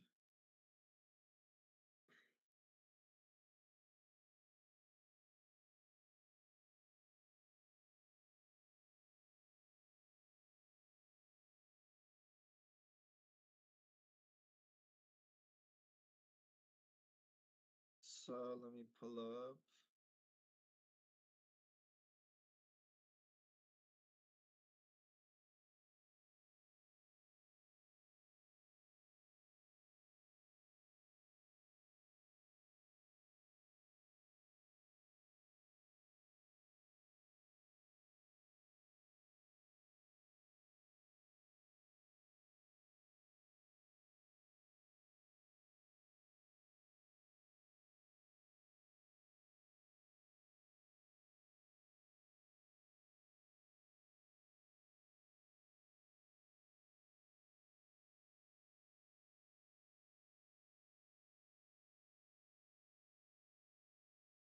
All right. Uh, so let me share my screen. So Yeah. what we're gonna talk about today is gonna be just like learning more resources on how to code pretty easily. Um, there's so much stuff that we didn't really get to talk about, especially since coding you just kind of like keep developing, you keep learning, and there's always stuff that's new. Like you learn the basics, but then from there everything kind of links in together.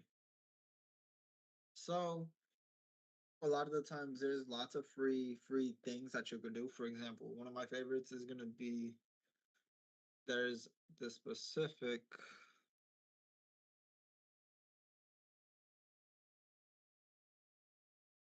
that's underneath bookmarks.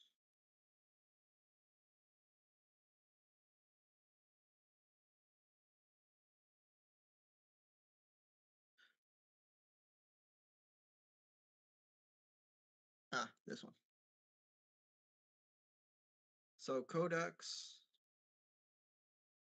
The cool thing about this is it'll kind of like walk you through the very basics of everything. So in case you guys ever like need refreshers and just kind of like want to test yourself and just continue learning, this has a decent amount of things that you could go through and do, right? So let's see.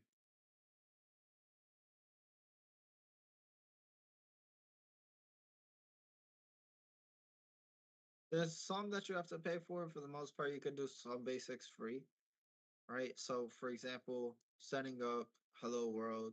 We've done all of this before, right? Like it'll just tell you print hi, right? You run it, it'll run. And the cool thing about this is that you actually don't need to have Python on your computer. This runs it for you, so that way you can do it, right? You get it, you complete it, then you go on to the next, right? Then there's Hello World, stuff like that. So there's lots of different ways that you could do this, and you could also learn through challenges. You could build stuff. There's different projects. So, like for example, build a word guessing game, right? And it'll kind of like walk you through. It'll say one popular game is where we don't know a word. Essentially, it's like Wordle. If you guys have ever played that, where you guess a letter and then it'll tell you current word, yes or no. And then it kind of like goes through and shows you how to build it step by step, so that way you can make it. In this case, what we're gonna do is it'll tell you, okay, first we have to create a word bank. So you're gonna import random, then do make the actual word bank, which we've done. We can replace this with a list of stuff that we've actually worked on.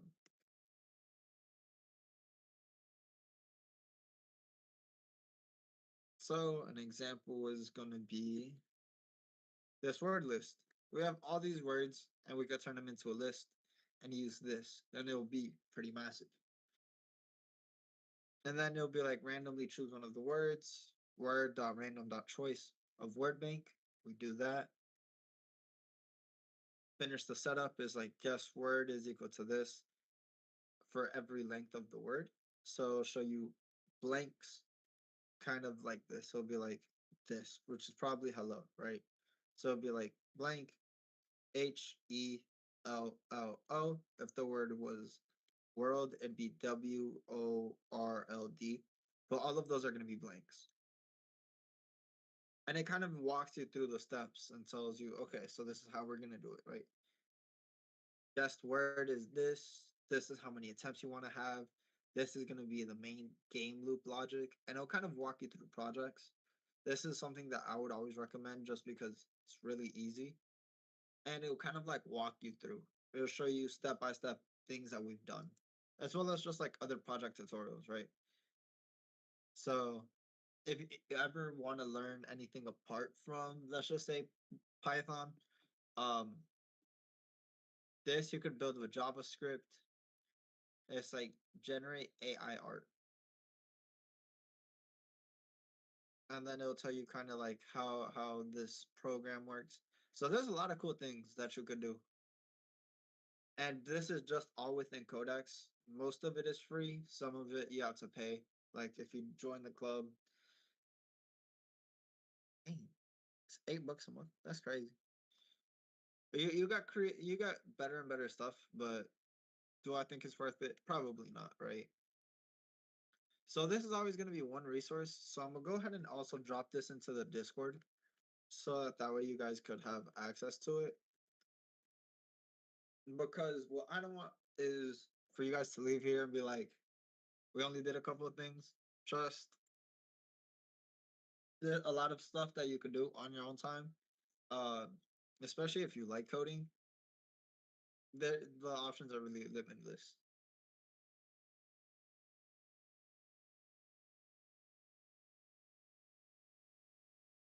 Let me see. Why isn't Discord working?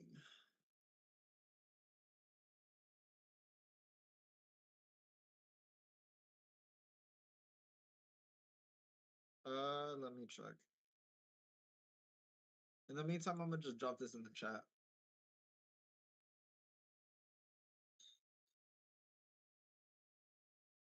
So that's one option for things that you guys can do, right? Honestly, I would always recommend adding your own twist on things. So, for example, building a word guessing game. You could take this one step further, right? You can figure out the basics of this game, which is you pretty much are gonna have a word bank, which in our case could be this giant list of words. And then what you could do is you can mix it with stuff that we've talked about in Python, right? In terms of, or Pygame, my bad, in Python. You could mix it and say, let me see what I want to do. If I want to make boxes, how would I do that? And then I would be like, how to make a Wordle in Python using Pygame. And then people have already done it and they've gone through and done it in about 30 minutes, even less sometimes. There's also a big Reddit community. If you guys use Reddit, like if you guys just go on r/Python, there's lots of different things like interactive image background remover using Python, a Python library, and this is all kind of like a lot of it tends to be a little bit more advanced.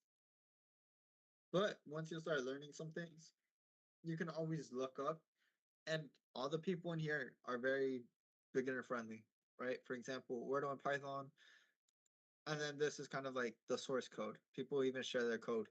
So this is kind of what some of it would look like. This is GitHub, by the way. GitHub is essentially a good place to where people go and collaborate. There's open source projects, solutions to things, products, resources and stuff like that, where you could essentially keep going. And then it will kind of just like it's essentially a place where you go share your code and you can always link it. So for example, this person linked it through here. You can link it on your resume. You can always link it through your LinkedIn and then just kind of like work your way from there. So in this case, what they do is they're showing us how they made classes, main, and then words. So it'll say, okay, class.py is going to work like this. Import pygame, and it's going to be class of letter contains, which is like its location, which is probably going to be a tuple, and then its size, which is also going to be a tuple. And then it just kind of like does this, draws the letters, and then draws user letters. So showing what letters have been used versus what letters haven't been used. Then the main logic is all over here. So essentially he went through and he made everything here. Mind you, this is just like a extra resource. So that way you guys are kind of well equipped moving forward in terms of what you guys have at your disposal. Because you guys only have one more week, right? Next week. Then the next week Yeah. you guys are going to be coding um your finals. Finals. But if you guys ever don't know what to do for that specific project, which is all we're gonna do next week, literally stuff like this where you're like, okay, how do I do this in Python? And people will walk you step by step and kind of like give you comments. Do you guys have any questions so far, or are you guys kind of picking it up a little bit?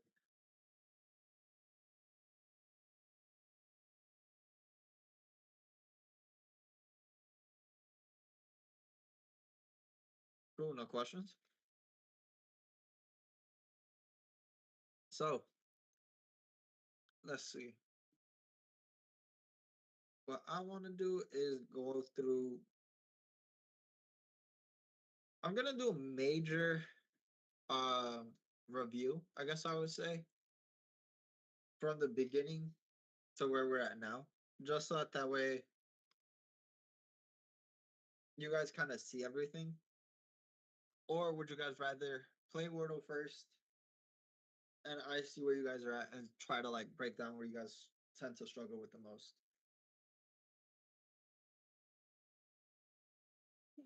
See where we struggle at the most. But this is the case. Let's do this. We'll do two sets of Wordles. We'll do weeks 1 through 9, 1 through 8, and then depending on how we are, maybe 1 through 7. And I'll just kind of see how things go. And we'll just kind of play from there. So let's go through here.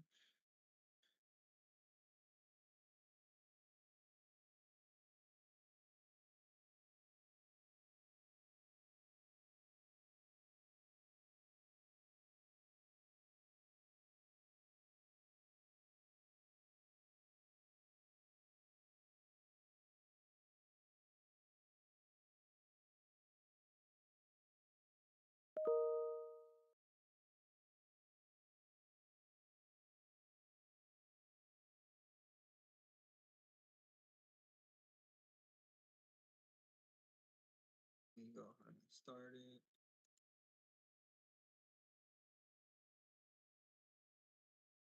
Okay, so we are going to we'll do winter holidays. Still in the winter. Ooh, what a robot on. Oh no, you gotta upgrade. Yeah, no. Alright. So everybody should be able to join on their mobile devices. So go ahead and look at the pin.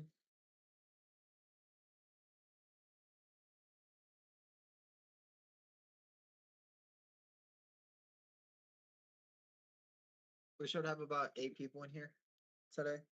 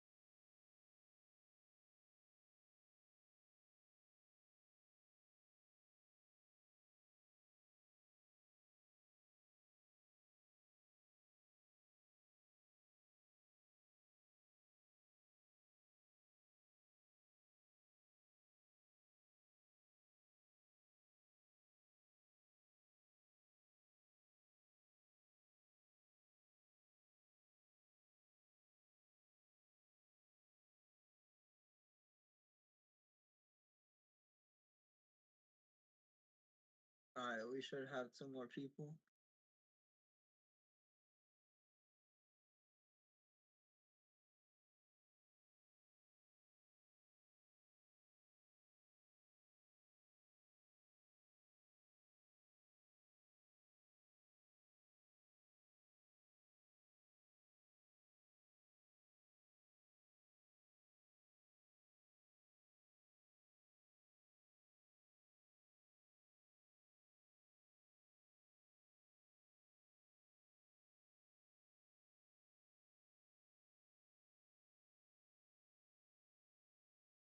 Cool, we got six.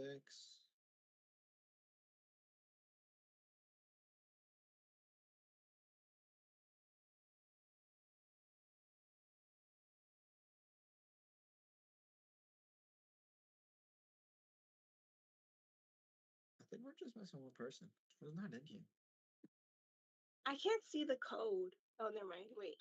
Here we go. Never mind. Never mind. Oh yeah, my bad. I think my camera is covering up. When I pulled you guys up, I think it blocked the code partly.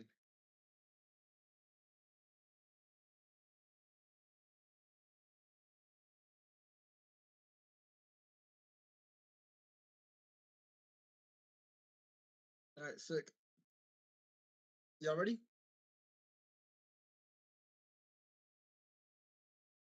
Let's do this.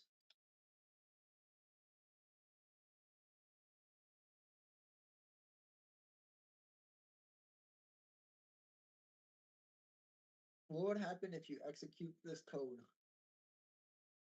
X is 10, Y is 20, X and Y is now equal to Y and X.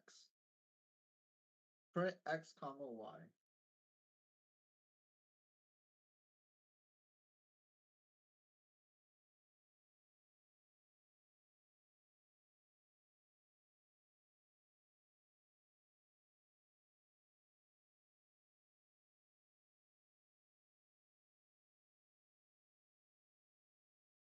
Yep, they just swap because once you redefine it, it gets swapped.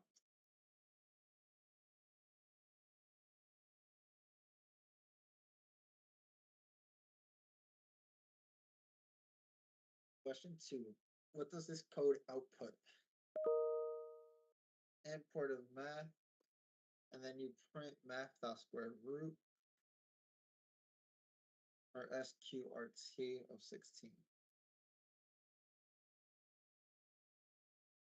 Yep, you just do the square root of 16.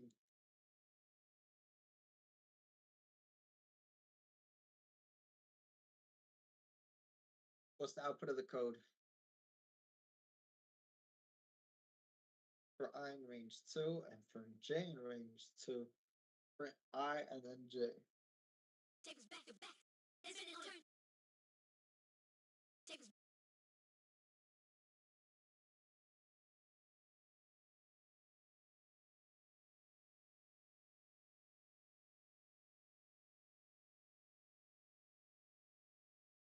Good job, yep.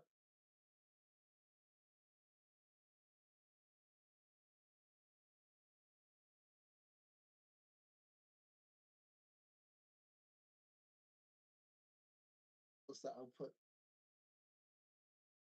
Yeah, Python, and then you're only printing the second through the fifth. But where does it start and end?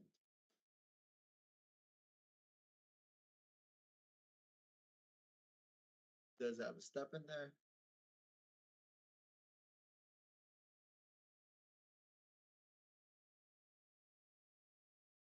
Yep, it's just THO. Since it goes PYT is the second one.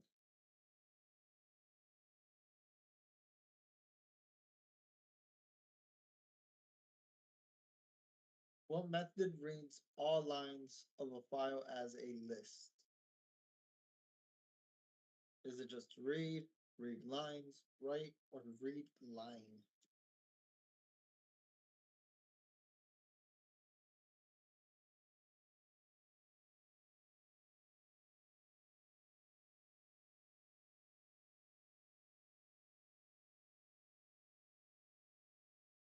Yep, it's gonna be read lines because we're reading all of the lines. Read reads the entire thing as a string.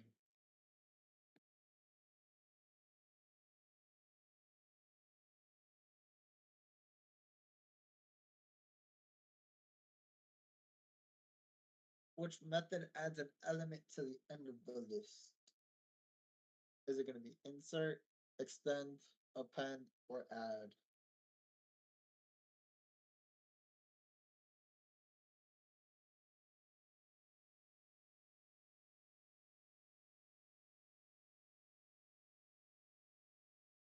Yep, it's just append. Think of it as you're taking a pen and adding stuff. You always have to add it to the end of the page.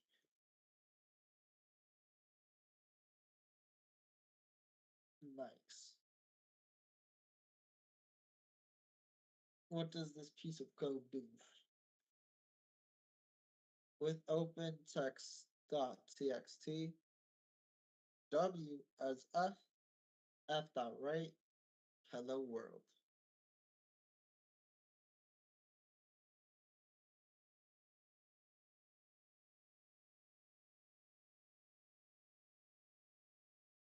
Yep, it writes it.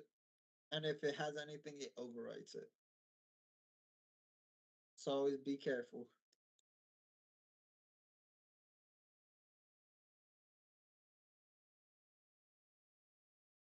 What do you get when you run this code? So you have class is equal to my class, x is 5, object is equal to my class, and then you're going to print object.x.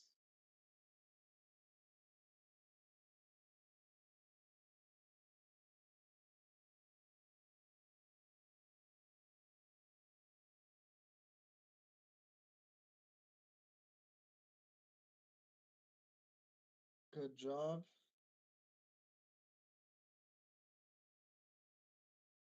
What's required for a dictionary to be recognized as a Python package?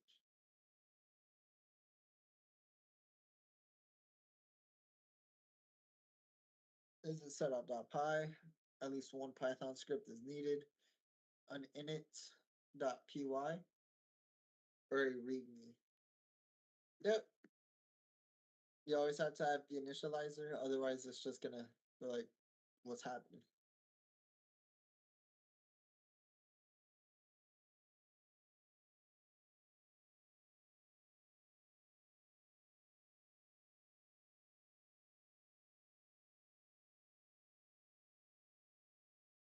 What's the output of this code?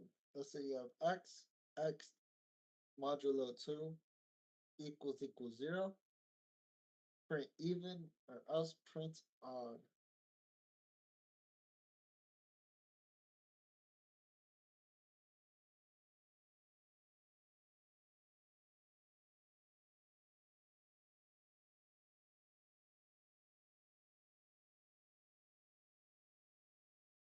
Yep, it's gonna be even.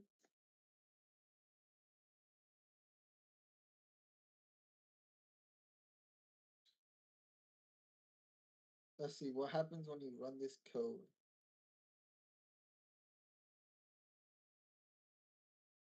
Let's just say what class parent, def greets, return hello from parent, and then you have a class child, which takes it in from the parent, and it just passes. Object.greets, what happens?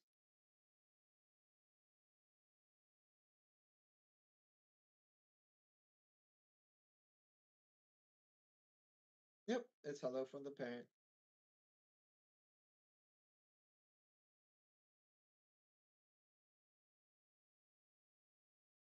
How many times does this code or does the loop execute? For I in range 1 through 6, print I.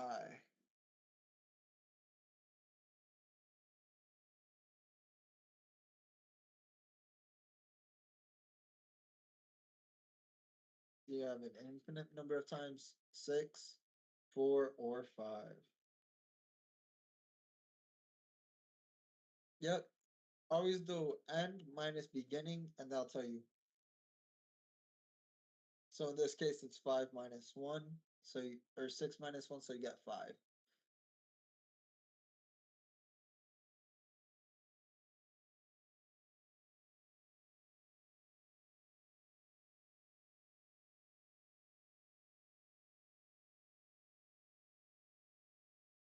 What is the following output of the code? What type is brackets 1, 2, 3?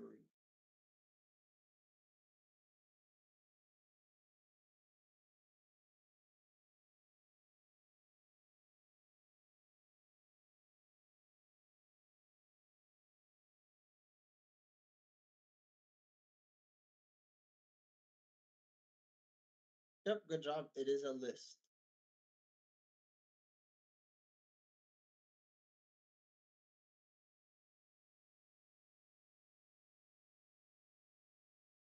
What does this following code output? Hello world. And if you do s dot replace L and Z.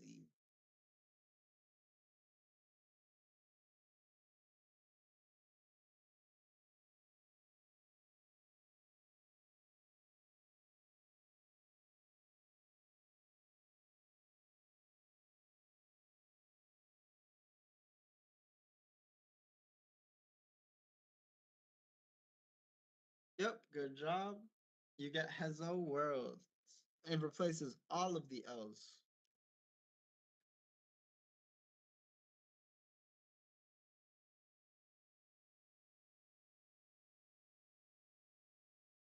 What's the output of this code?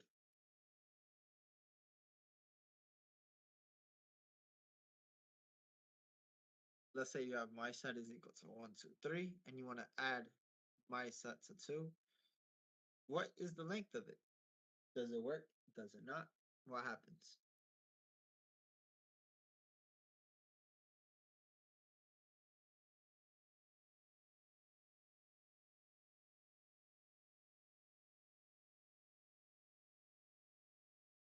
It's still 3. So we'll talk about sets a little bit more and those data structures for sure, just so that way we can kind of learn to differentiate. But in this case, sets, if there's already something that's similar, or my bad, the exact same, so in this case, 2 was already there, it can't get added. So it just is like, we already got it. We good.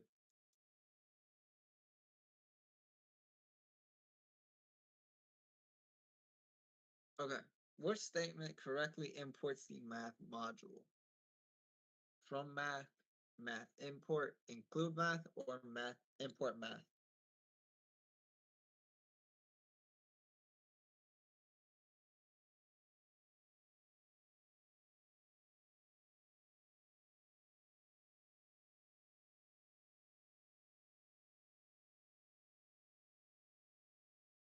And yep, in this case, it's going to be import math. We'll talk about it because technically you can do from math, import something, but we'll talk a little bit more about this too. There's special cases.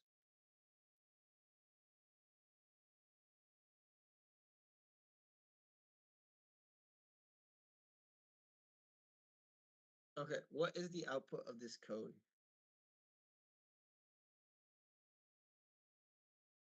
Let's say you have def my class, def greet, and you want to return hello. And you do object is equal to my class, and then you're going to do print object dot greet.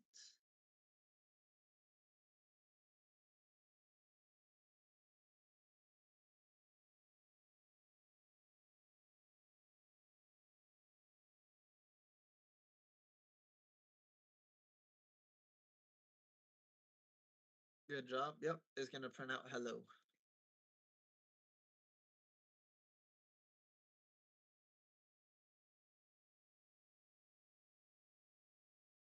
What's this code output? A is 1, B is 2, print C, and then key not found, or get C, key not found.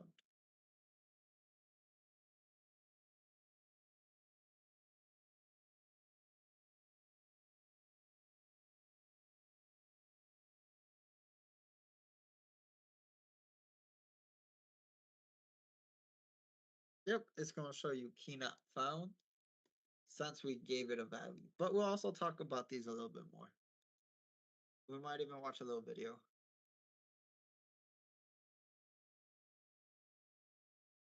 What is the purpose of the init method in a Python class?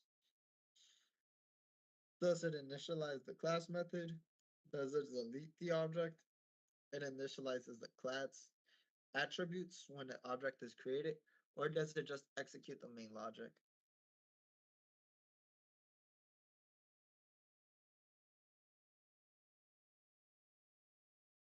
Yep, it initializes the class attributes when an object is created. We'll also talk about classes a little more. I feel like we haven't got to talk too much about it.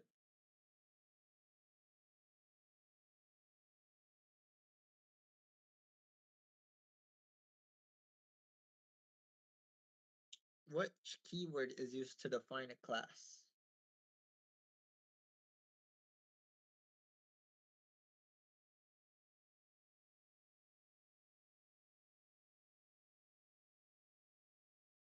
Yep, it's just class.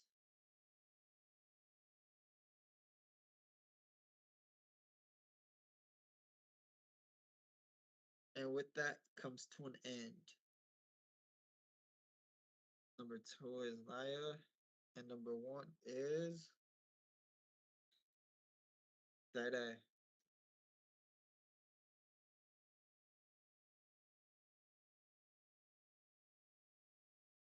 There we go.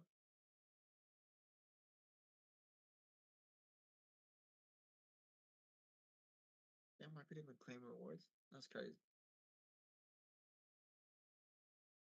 Nice.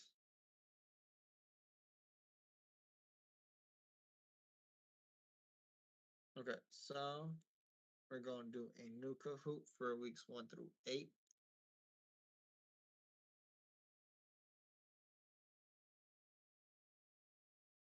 We'll do classic for this one. Alright, y'all ready?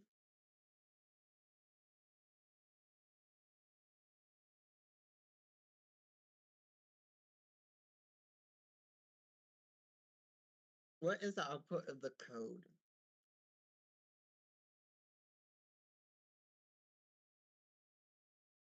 Python.find th.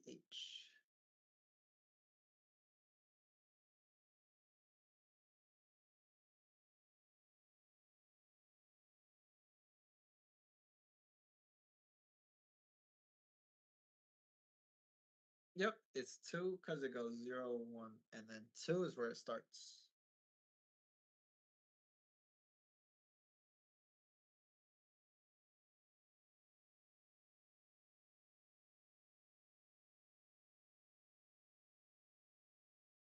Which method is used to get all of the keys in a dictionary? Is it going to be dictionary.items, dictionary.get, dict.keys, or dict.values?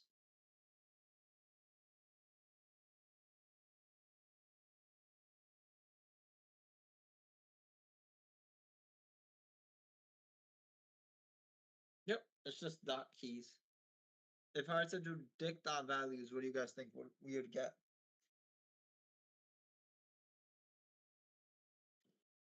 Values.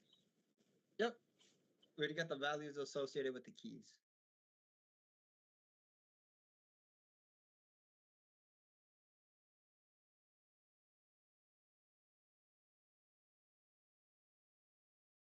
Which of the following is the result of the code? What type is 42.0?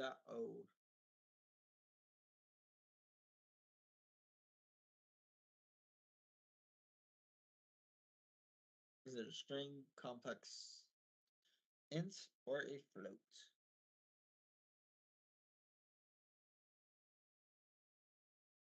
Yep, in this case, it's a float. Otherwise, it would have been a string, or it would have been an integer if we would have just left it as 42.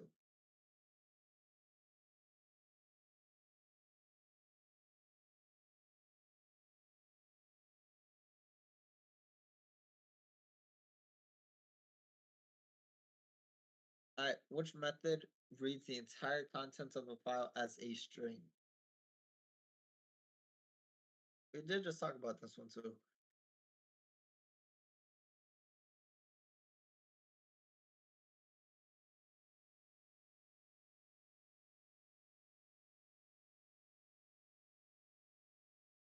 In this case, it is just read, since it's the entire contents of a file. If it was read line, it would be breaking it up into one as an entire thing, and read lines is multiple.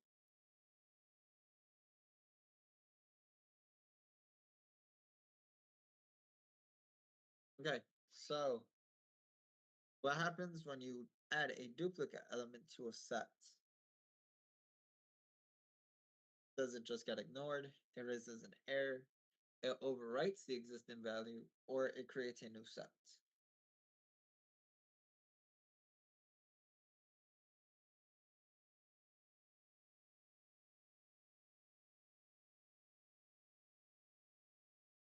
Yep, in this case, it just gets ignored.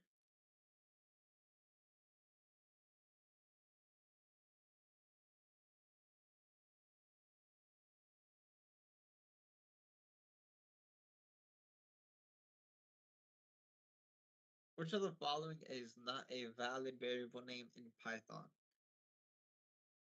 Is it my var,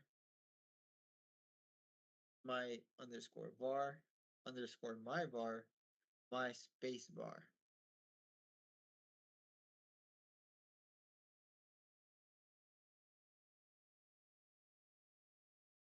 Yep, since you have a space in there, you can't have that.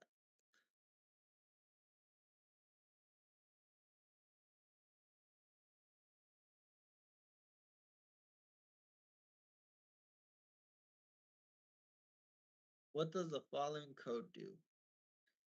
Open text.txt, write hello world, and then close the value.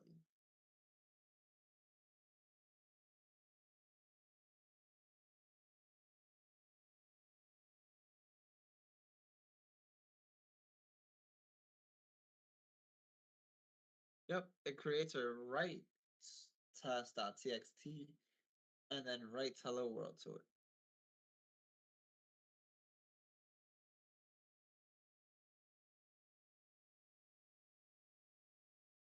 Which method removes white space from the beginning and end of a string? Is it trim, split, strip, or replace?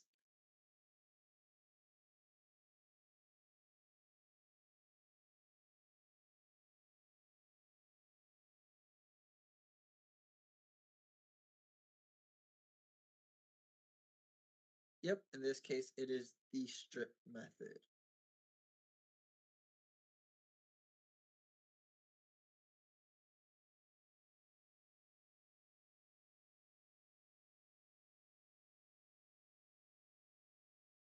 Which is the result of this code?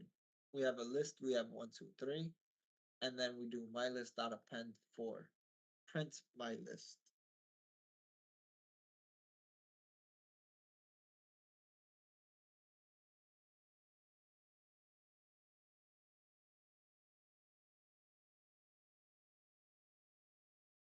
Yep, it goes 1, 2, 3, 4.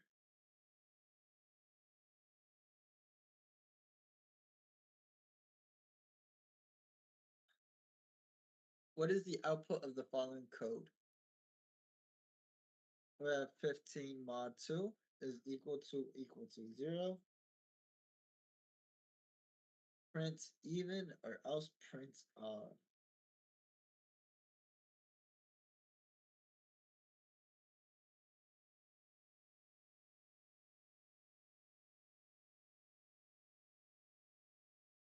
Yep, in this case, it is odd, can't be even.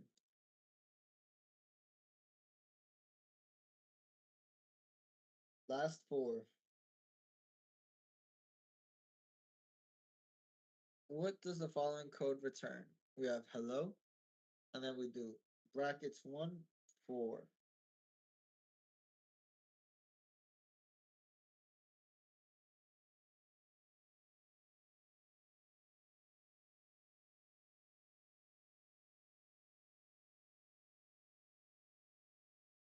Yep, in this case, it's just ELL because it would go H is 0, E starts at 1, L starts at 2, L starts at 3, and O is 4. Yeah.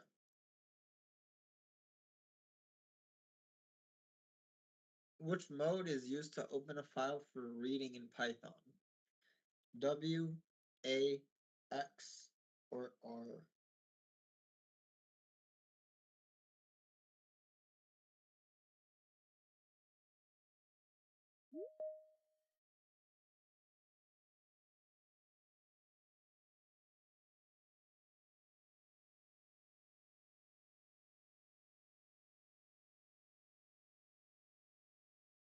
Yep, it's the R method.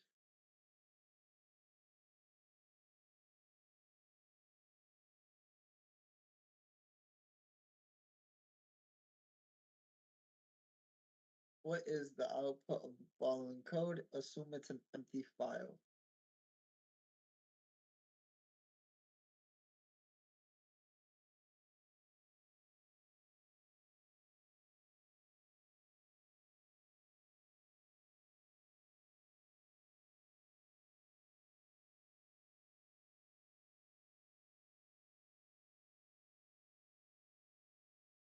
Nice. Yep, it is just hello world.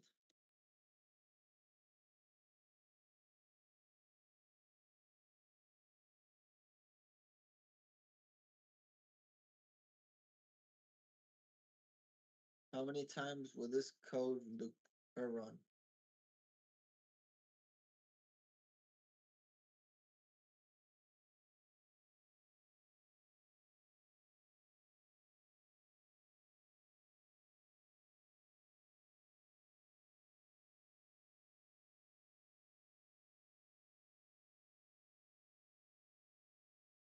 Yep, and this one it only runs 4 times.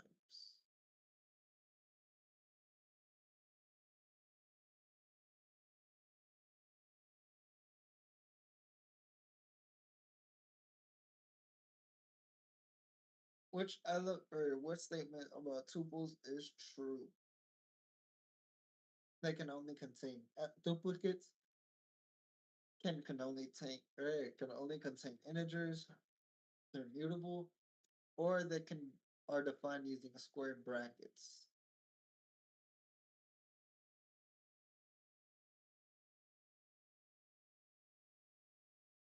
Yep, in this case, it's tuples can contain duplicate elements.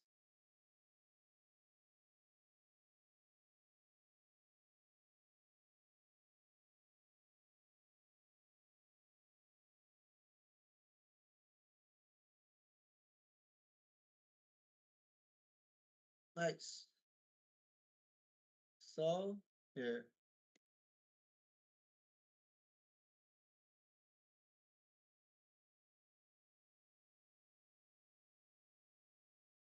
what we'll do is we'll just do a quick review over a couple of things. So let's see. We'll do a review of lists and tuples, dictionary and sets, object-oriented programming, and I think that's about it for right now.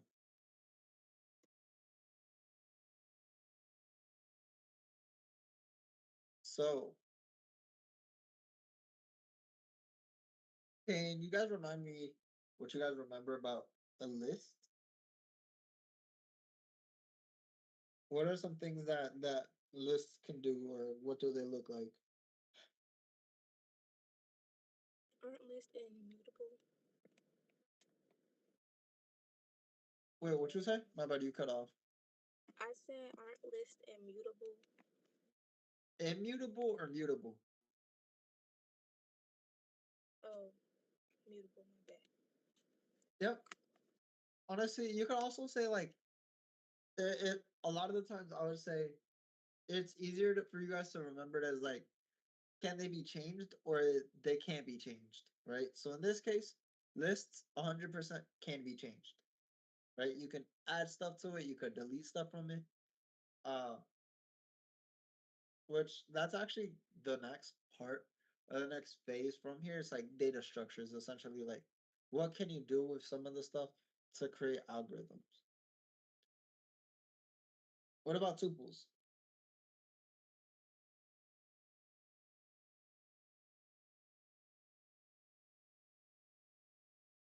Anybody remember a little bit anything? They use brackets. Yep, they do. Uh, not brackets. They use parentheses. But can you change them at all?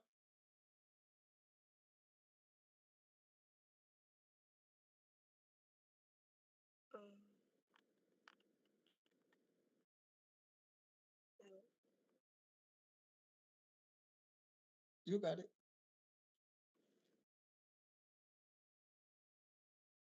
Here, we'll go through a review. Can't you put like a lot in like a single tuple? I think. Yeah, you can. So you can't change tuples, but you can make them as long as you want. But just know that once you set that length, you're kind of stuck with it. So lists are they come in brackets. So you could add as many things or as little things as you want.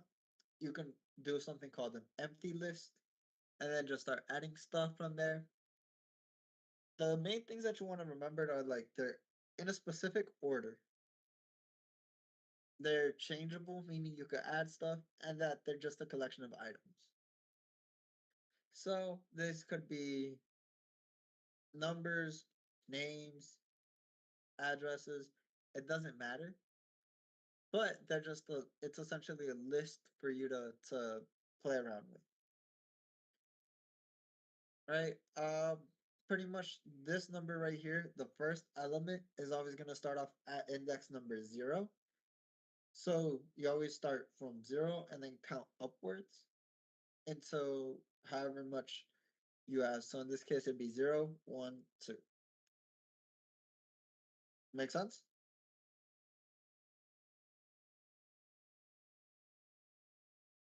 So this is kind of like a visualization of loops or of lists. So it's like for every value in a list, you print the value and then it'll go print 0 element, which is 1.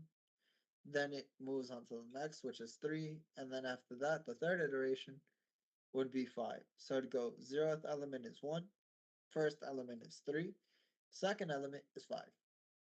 And then from there, so on and so forth. You could do a lot with them in terms of manipulation, simple, just like insertions. So you can get the length of my list, which you can do with, I believe, all of them. You can do length of whatever we're talking about. So tuples, lists, sets, dictionaries. I believe you should be able to get the length of all of those. Maybe not dictionaries, but we'll get that there soon. You could do the dot append, which is just adding items to the end of the list. But let's just say that you don't want to add it to the end of the list, then you could actually do the insert method, which inserts it into a specific spot. So let's just say that instead of adding things to the end, you want to add things to the beginning. You can do the 0th index and then add whatever item you want to add. So if we go back to this one and we do a list dot insert 0 comma 4, it add a 4 where the 1 is, and then it'll push everything to the right. So it'll go 4, 1, 3, 5. You can remove a certain item. You could do something called pop, which is kind of like a balloon. If you're popping it, you're removing and returning that specific item at an index. So it's kind of like you're at a store and you're waiting for your car or for your turn. The customers ahead of you are getting popped, which is they're being removed from the line, and then they're being taken care of. Dot index is you look for the specific index of where something might be. So like let's just say that you have a list of names for in this case, we'll do a list of numbers, and you want to find out where the three is, you could do my list dot index of three, and it'll show you where that item is. So go, okay, the three, it's at the 0, 1, the first index. You can sort them, you can reverse the items. Um, you could do even reverse sort by doing dot sort and then dot reverse. Pretty much you can do a lot of things. And this is probably one of my favorite things to use in programming just because of how versatile it is, how easy that it is to manipulate, and a lot of the times you're able to add things. But the only thing is you're making it a little bit slower. Not crazy for our purposes, but if somebody asks you what's the difference between a list and a tuple, lists are slower than tuples, but lists are able to be changed. Which this is something that actually some companies do tend to ask you in some of those technical interviews. Which we'll talk about that at some point, so that way you guys kind of know what that process looks like. Tuples. So tuples are ordered, immutable collection of items. Essentially, think of it as a list, but you can't change stuff about it. So very similar where it's item one, two, three. The only thing that you can't do is just move things around. So like let's just say you want to get rid of this third item. You can't do that in this case. Compared to with a list, you could easily do it, no problem. You could still get the length of it. You could even count the number of items. You could get the index of a specific item. Doesn't matter. And then this is kind of some of the visual differences that we have between lists and tuples. I'll give you guys a little bit of a couple seconds. So what we can see is right here, tuples are parentheses versus lists are squares. Tuples you can't change, lists you can change. Tuples are faster to do things on than lists. Tuples also need less memory because it just kind of like condenses everything compared to lists. These two are more so for technical things. In our case, we're going to be mainly thinking about these. Tuples can also be used as a key for a dictionary, which we'll talk about right now. And then lists cannot be used for keys as a dictionary. The thing about tuples is that there's less methods because you can't change them compared to lists. So it's really all about what you guys want to do with them, because let's just say that you guys are making a project and there's lots of things that are changing. Sometimes you might want things to change. Sometimes you guys want things to kind of stay the same. So it's really up to you. Let's see. So I think that's about it. We'll talk about dictionaries. So dictionaries. Dictionaries are defined by keys and squiggly brackets. So the difference between everything else that we've talked about are lists and tuples versus dictionaries and sets. Our dictionaries are unordered collection of keys and values. And what unordered means is there's no specific way that it's being read. It's just kind of like, I have this collection of things. What can I do with it? Right? A lot of the times, though, I would say this is very useful for creating games because, for example, what we could do is I'll do test.py. So in this case, we'll do my king character is equal to Sonic, right? But what if we wanted to make a bunch of characters? What we could do is do Sonic, and then we can actually add blue 100 speed, 100 defense, tails, knuckles. And what you could actually do is use all of this information later. So you can even add a comment, which I don't think I ever told you guys about, but adding comments is adding a hashtag. And then you could do something like name, color, health, and speed. So do you guys want to make Sonic faster than Tails? Tails faster than Sonic? What you guys want to do?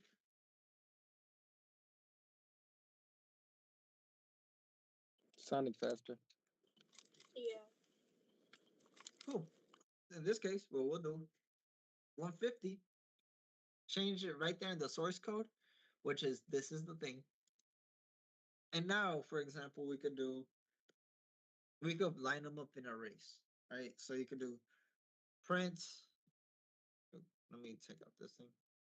If we print this, we see that we're only gonna get blue. But what if we want to get the entire Sonic thing? We're gonna get all of his stats. So we'll get blue, 100 health, and 150 speed. We can even do a bunch of things like that. So this is going to be useful for, let's just say, creating games because of the fact that you can combine some of these things. For example, what are we combining in this one? What are, or I guess in this entire thing, what are the two sets of data structures that we're using?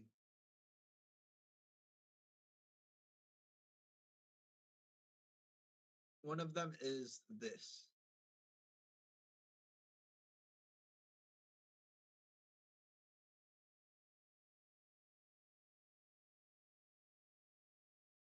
Anyone? What did we just talk about right now? Can you say the question again? Mine is going. My audio is going in and out. Oh no, you good. So, what two data structures are we using in this specific scenario? So we have two different things. Actually, we'll start off with the inner one. What's this thing right here? What uses parentheses? A tuple type. What should we say? A tuple.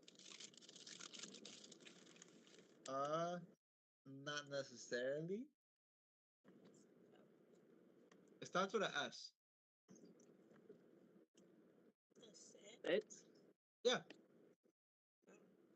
So this thing right here is a set. And what did we just talk about sets?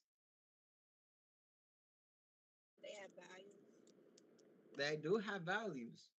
But what are some differences between sets that we can't do, for example, with So you can't what's change it. yeah, I guess that's true. So in this case, what we could do is we can have a set as a input for this thing. And what is this thing right here? What are we trying to do?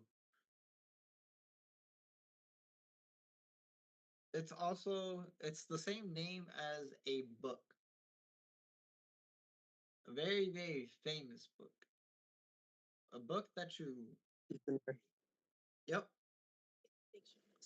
So this is a dictionary, and then this is a set. And you can kind of combine the two. Mainly because a lot of the times what you'll want a bunch of things. You could even change this to be whatever you want. So let's just say instead of my game characters, you could say classroom.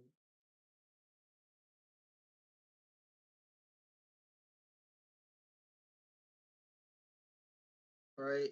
And we could even do Christian, and we could make him a 20-year-old. We could even do participant male. We can make him a participant.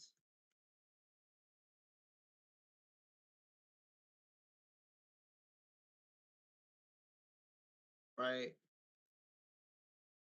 We have Naya. We can make her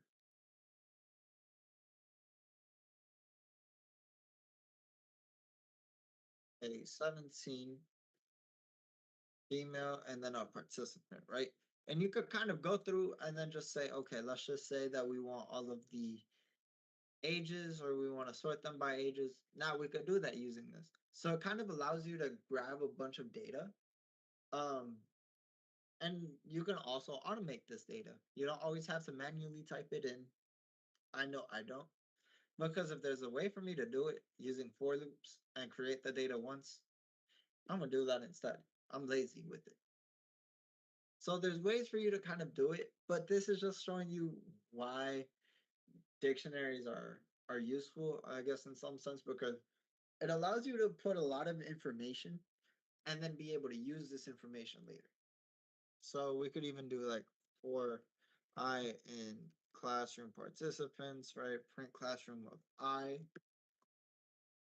and then it'll show us the entire thing.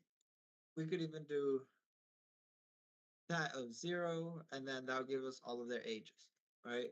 Let's just say that we want to actually also print, right, their names. You could do that.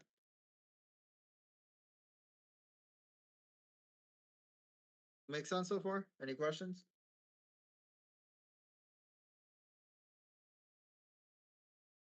Cool. So that's kind of like some things about dictionaries. Uh, you can name it whatever you want, meaning just name it whatever you're probably gonna use it. That would always be my go-to for it. Values can be any data type, and it can also include duplicates, right? You can have the exact same set of keys, but different values. Just know that only one of those will actually be used because they'll try to read both of them and it'll only take one of them. So make sure that you guys keep this in mind. Likewise, there's a bunch of these operations that you could do on it. You could get the length of it. You could get the dot keys to get all of the keys. You could get the values, items, get, pop. It doesn't really matter.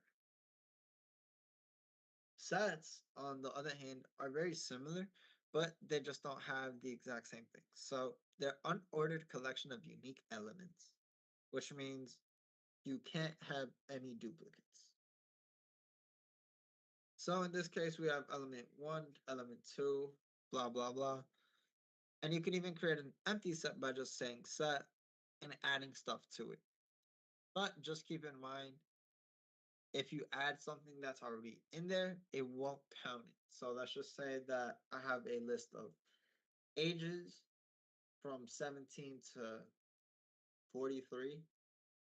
If I have multiple, it will only count 17, 18, 19, 20, even if I might have, let's just say, 4 21-year-olds, 7 24-year-olds, 19 19-year-olds. It will only count each unique instance of it. So some cases this is good, some cases this is not so good. You could do the same thing though, you could get the length of it. You could check to see if there's an element that exists in it. You can add, take off, discard an element. You can even combine two elements from sets. So it's pretty cool. It's a really easy way for you to clean up some data as well. So when would we want to use these? Essentially, dictionaries are better if you need to store more value. So, like for example, phone books, product inventory, user preferences, inventories for games, anything where you're gonna need more than one thing associated with one item. So one key. Think of it as if you have dictionary and you need a key that has multiple things, go dictionaries. Otherwise, it's probably going to be easier for you to use sets because a lot of the times that means that you don't need anything duplicated. So you could just do a lot more things faster on sets. So, for example, you could check who is seeing your website, word frequencies on a certain page, right? stuff like that. It's pretty cool. Let's see. Do you guys have any questions so far?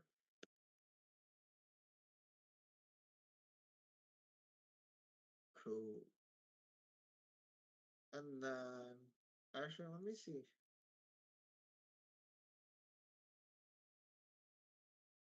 Let me see if there's any good videos.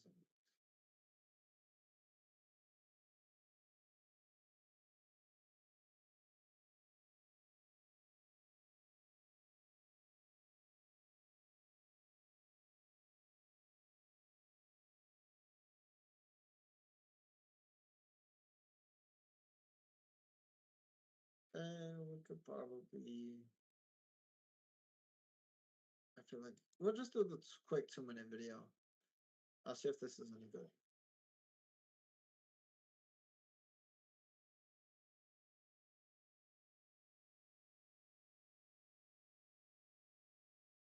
Mm, Never mind. I'll take it back. Honestly, I think I would just show you guys a on the Geeks for Geeks. I think it's still a lot better. Um, but this is kind of like everything that we just talked about. So lists allow for duplicates, tuples allow for duplicates, sets will not allow for duplicates, and then dictionary just doesn't allow duplicate keys. Lists, they could be nested among all each other. Same thing with tuples, sets, and dictionary.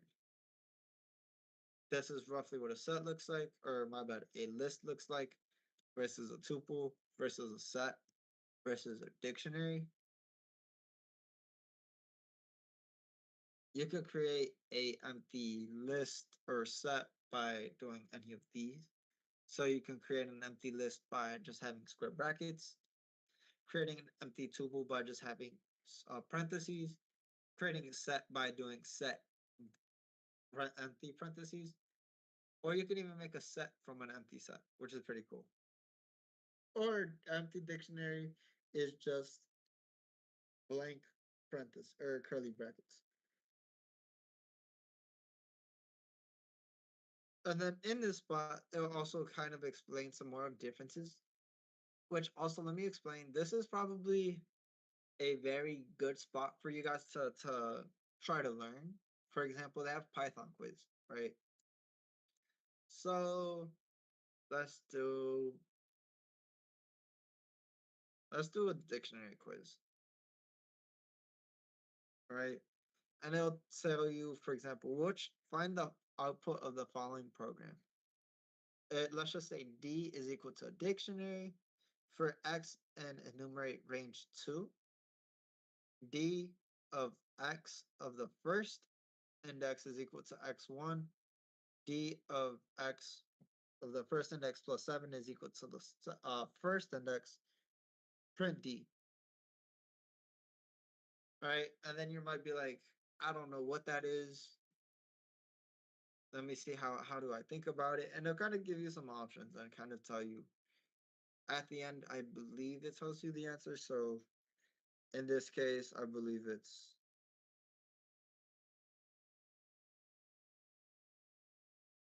this. Ah. Yep.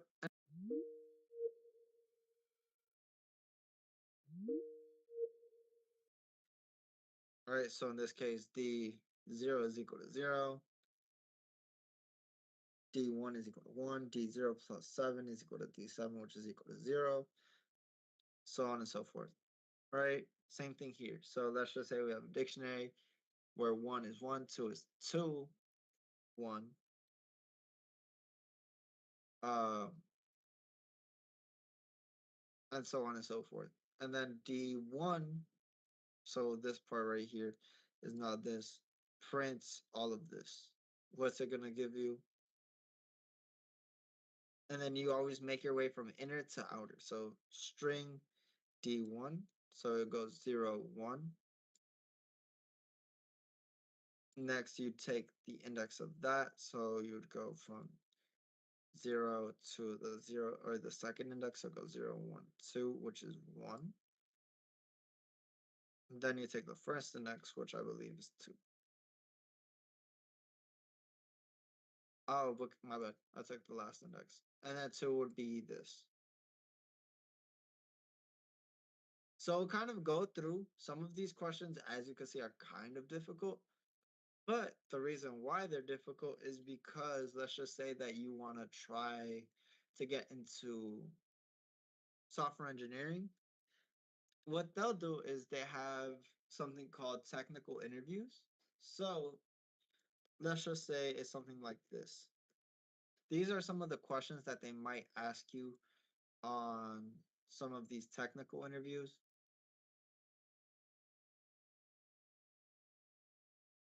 Let me just sign in. Actually, I don't even think I need to sign in. I think I could just go directly to problems.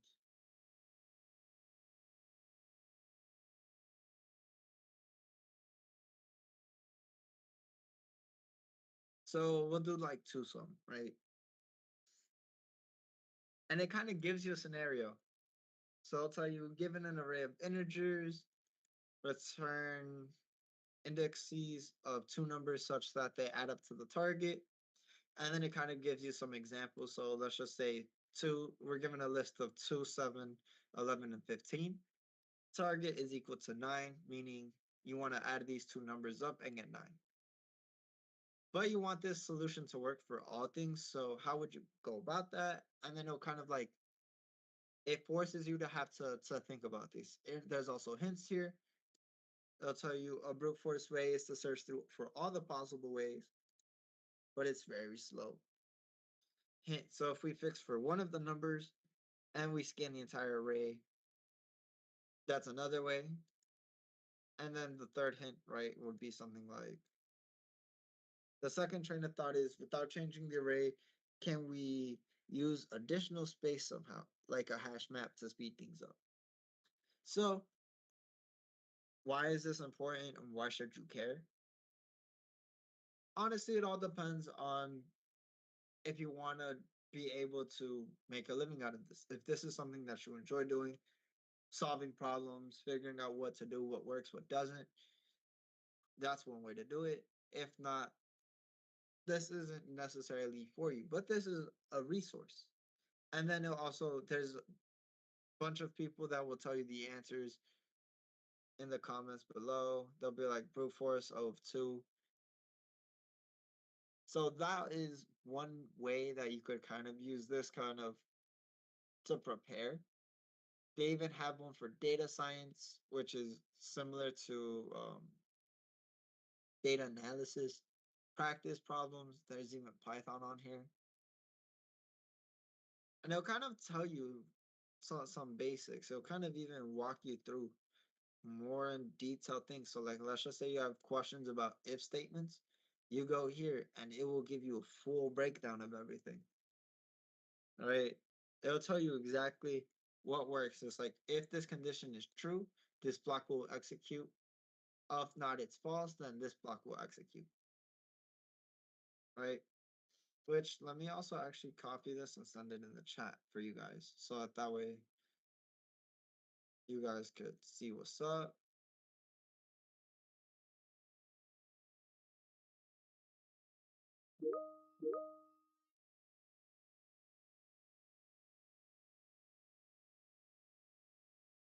Okay. So yeah, there's a bunch of cool stuff like that. And then it'll even tell you list of companies that use Python, right? Google uses Python for various applications, including their search engines and machine learning projects. Instagram, Spotify, right? Dropbox, Netflix, Reddit, Uber, Pinterest, right? And it'll even tell you their average salary per year. So Python developer in USD earns anywhere from 60,000 to 110. A data scientist earns anywhere from 70 to 130. If you want to get into machine learning, you could do that. I know you'll earn from 75 to 140,000. So there's a bunch of different stuff that you could do, and it all just kind of tells you the average salaries and why Python is going to be useful because all of Python is used in all of these different fields: software engineering, backend, AI development, so on and so forth. So I would say if you guys are ever curious and want to make some good money from it, I think you guys have a pretty good foundation, and then it'd be up to you guys to more so specialize on stuff. Which, if you guys ever want help with that, just let me know. Um, because I mean, I took a lot of math and data analysis, data scientist, even Python developer. I could kind of help you guys get on the right track of what you guys should be doing, what you guys should be thinking about, stuff like that. Ooh, wait, it'll also go through and show you guys a list of Python projects that you guys can do, right? So these are some of the most beginner friendly ones, which I would recommend. Let's see. Apparently, you can even make a Pokemon training game. So let's say you're a Pokemon trainer. Each Pokemon has its own power. Describe a positive integer value as you travel. You watch your Pokemon and you can catch each of them. After each catch, you have to display the maximum and minimum number of powers caught so far. So suppose you have Pokemon of powers 3, 8, 9, 7. The output should be 3, 3, 3, 8, 3, 9, 3, 9. So on and so forth. Which I don't get how this is gonna be too helpful, but it does help you guys kind of think about different algorithms, which is actually what the next step in your programming careers would probably be. Learning how to use coding to create some algorithms that think about this, right? It'd be like min, max, essentially just like looking for the min of the set and then the max of the set and then printing the two. Nothing too hard, nothing too crazy, right? They also even have 10 plus projects for all levels. So how to make a Twitter bot, right?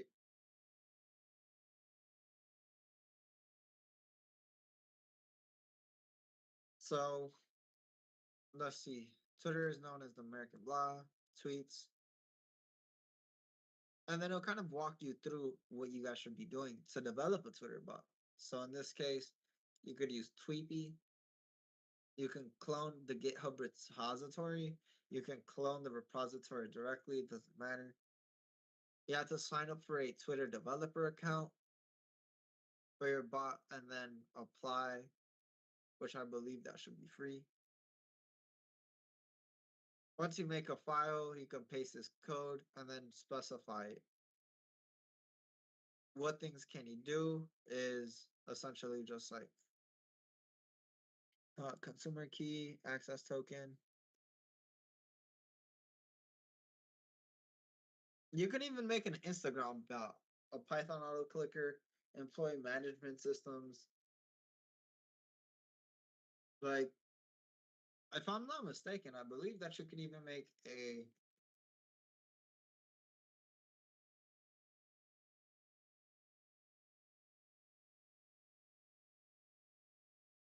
make a sneaker bot in Python. All right. So actually, I am curious. Let's see what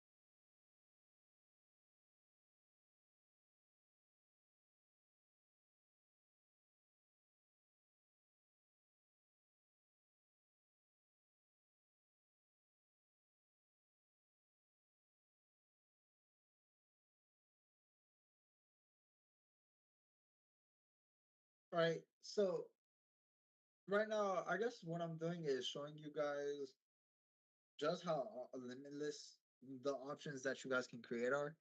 Like, I know I'm a sneakerhead. I love shoes.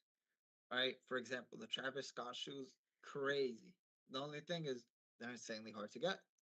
You could create a bot, I guess I would say, for doing that, right?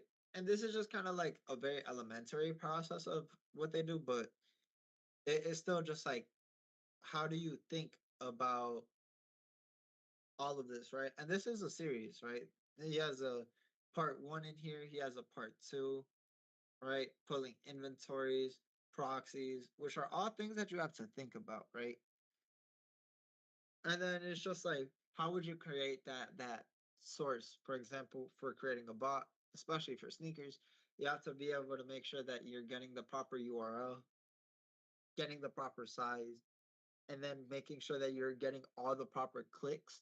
So that way you can eventually get to the checkout process almost instant. Because think about it like this: when you have hundreds of thousands of people that are trying to get shoes, what happens? You get stalled out, it's slow for you, right? It won't work. But if you're able to have a bot do it, it'll be always able to do it 10 times faster than you would. Sure, it might not get it on the first try, but it'll definitely have a better chance than if a human did it.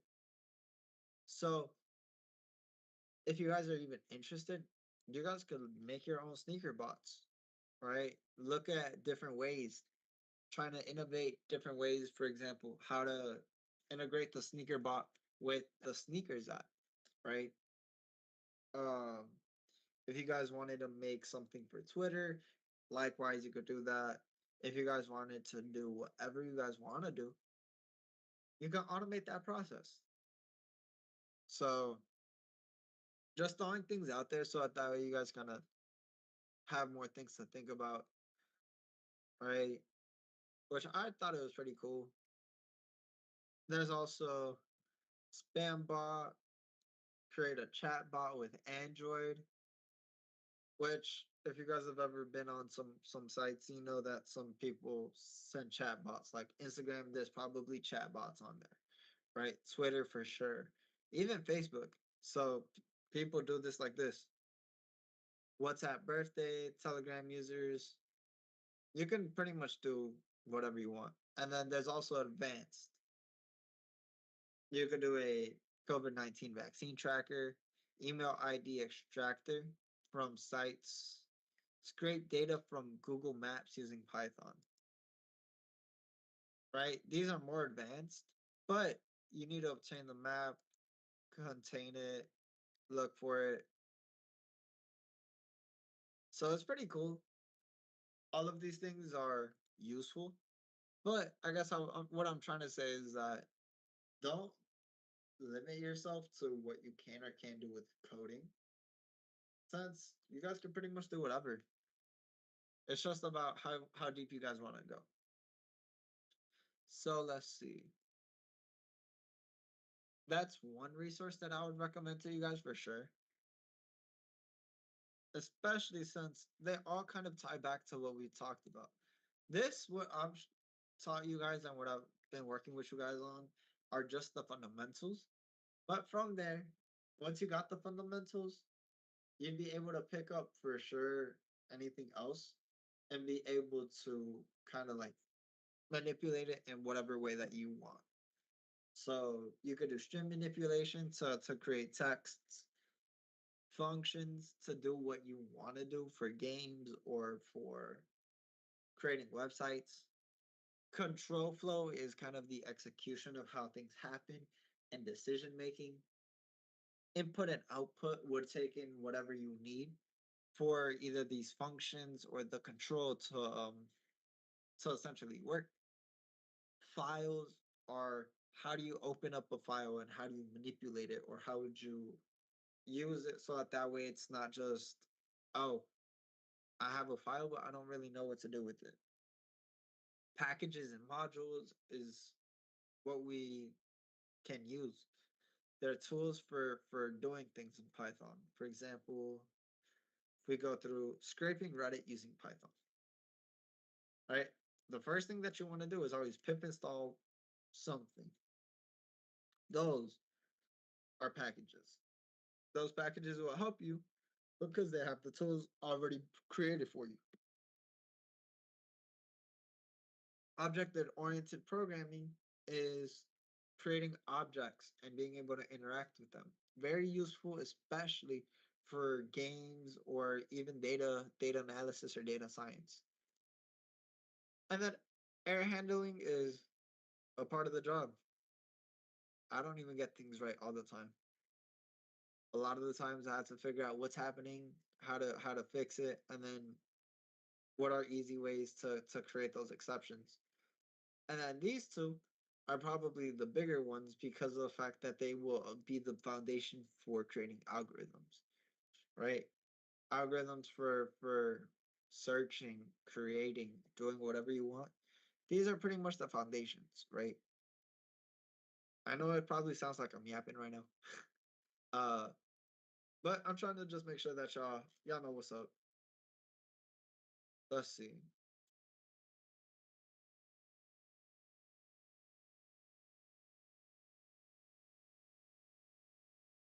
Mm, you guys can also do stuff with music. All right, just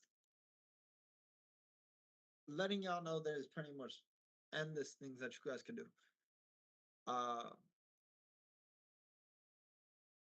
no, literally, like there's an entire page for just stuff that you guys can do.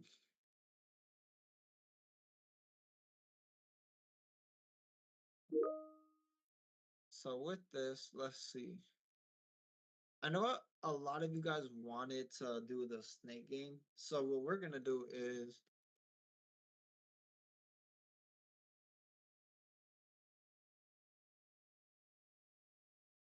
I know we saw one video last time. I don't know if it was this dude. But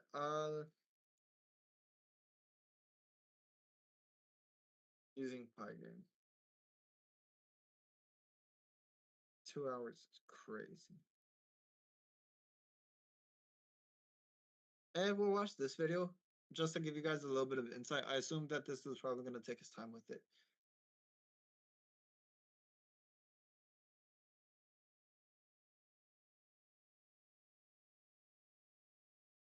Okay, so I'll just stop by and kind of make sure that you guys are following along, just so that way next week we have a pretty good foundation and you guys are able to just kind of like get started. So let's go.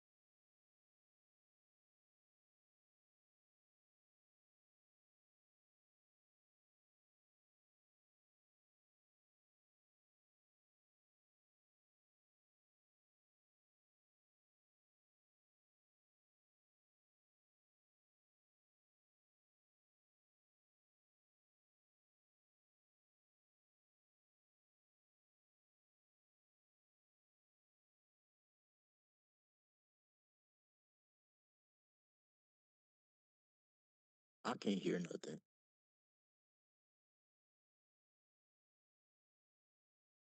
Here, I just kind of wanted to rewind and just touch base on this. So right now he's just kind of like laying down all the groundwork for things that he needs to do to create the game. The first thing's obviously Snake, and then the food that he's gonna be eating. In this case, it's gonna be he also is creating the main function. But you notice how even though he's not creating the initializer function, he's still calling init. That's going to be just as useful because you have to somehow initialize it. And even though you're not doing it yourself, you're calling Pirate Game to do it for you. Creating the clock, the screen, surface, all of this is still useful, especially for just knowing how the game is going to be played, essentially.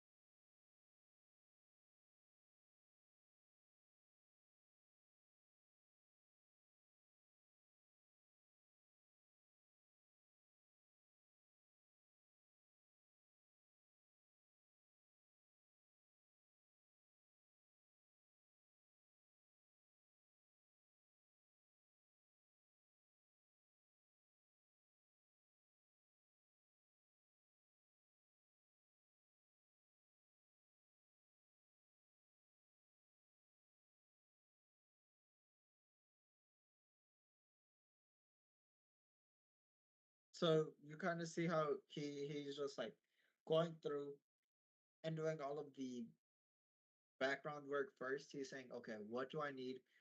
How am I going to get it? What should I be thinking about? And then what order should I be tackling this? Right? That's all he's doing so far.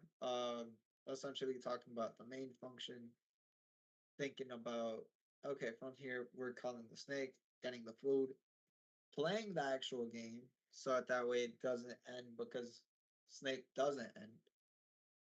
And then ticking the clock so that way it moves at a certain speed, drawing everything, etc. Now he's like, no, I think I'm ready to actually like start creating the rest of the game.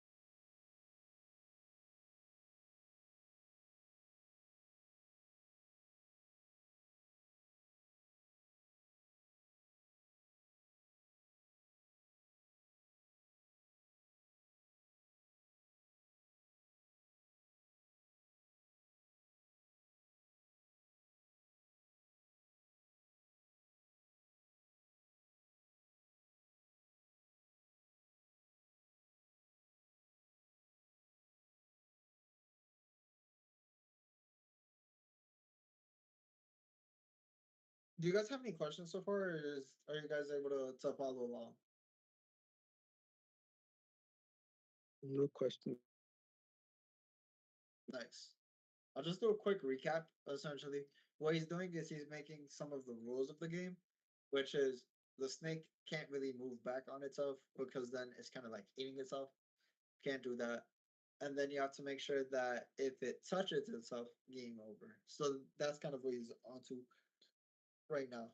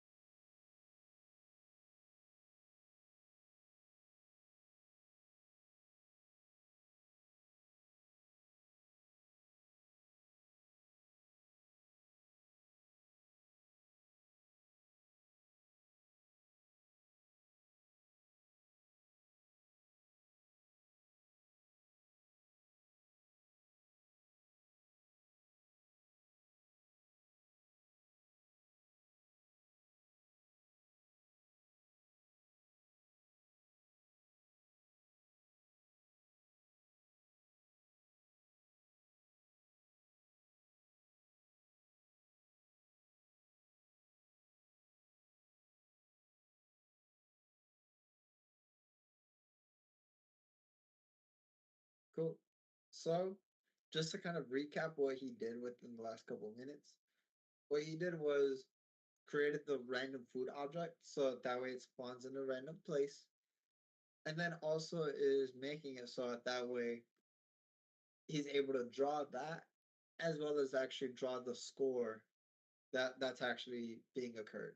So anytime you eat, increase the score, he's just drawing it. So he's just creating all of those methods.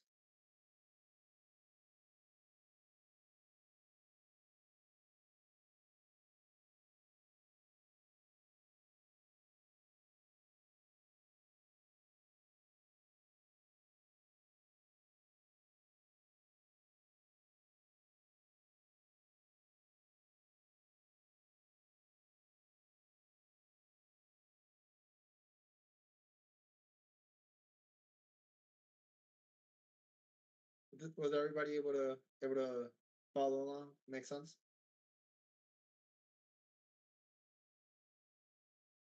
Yeah, makes sense. Nice. So yeah, pretty much he was able to do all of this within 10 minutes. Obviously, this dude's pretty good at coding.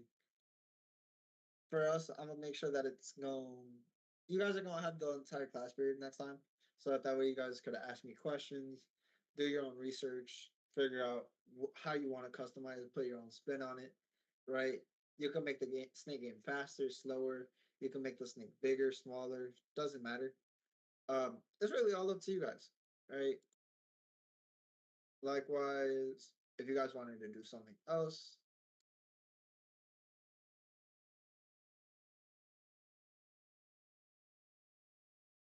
there's so many different options that you guys have. So actually, I gotta know, were you guys old enough to ever play Flappy Bird? If you guys remember what that is. Yeah. Yeah. Yeah.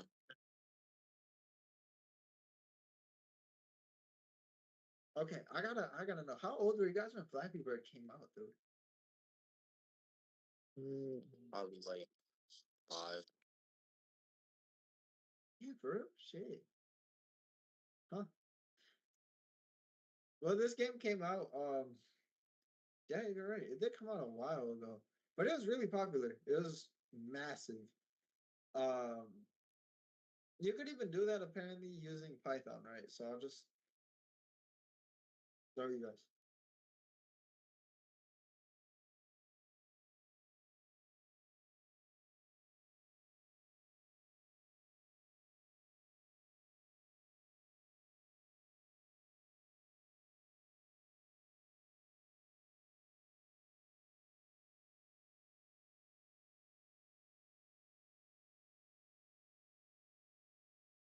Hmm.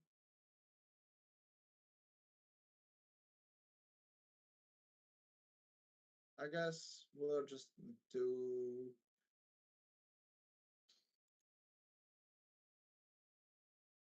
Dang.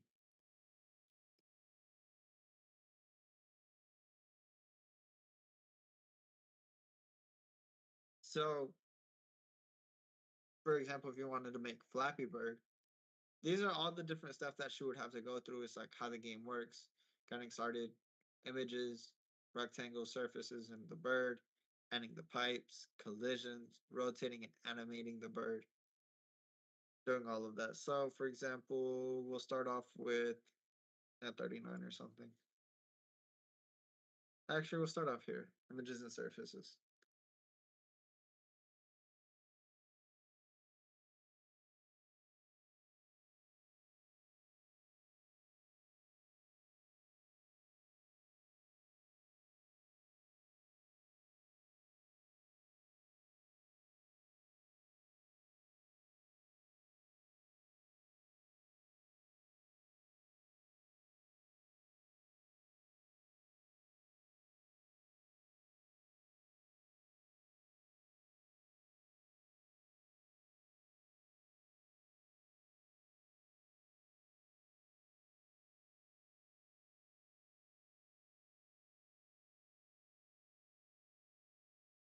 Essentially, what he's just trying to do or explain is getting the laying the foundation for collisions.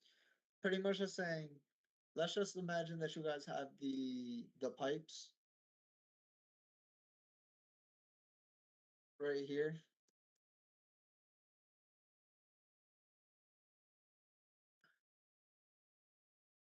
right there. So, for example, this entire pipe, we only see it as one piece, but in Python, it's multiple different pieces that are kind of combined to create this entire thing. So that's what he means by creating the images and the surfaces. Um, which is essentially also what he sees. He's like, you also have to make sure that what the user sees and what you're coding kind of lines up. So in this case, making sure that the background is there, but everything else is also included.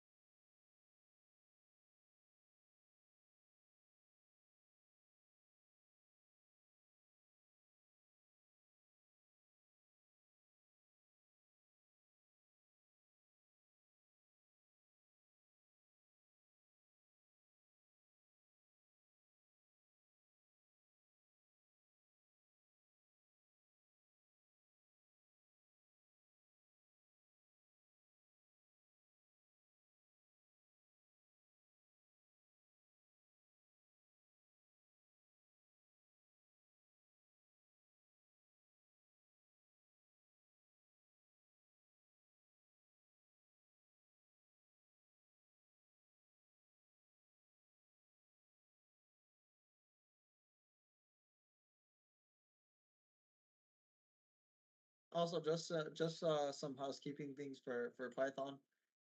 Uh, at least when you're drawing, the y is inverted for some reason. So the negative would actually go up and then positive goes down.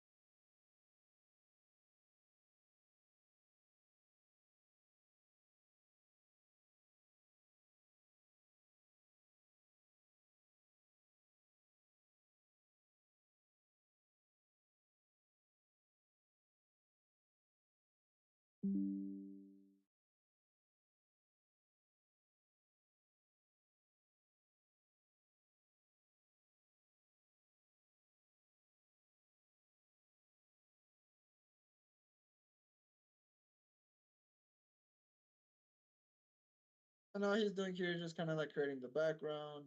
Let's see. Let's skip forward.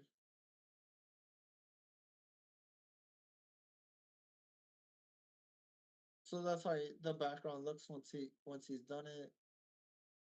Now he's working onto the rectangles, surfaces, stuff like that.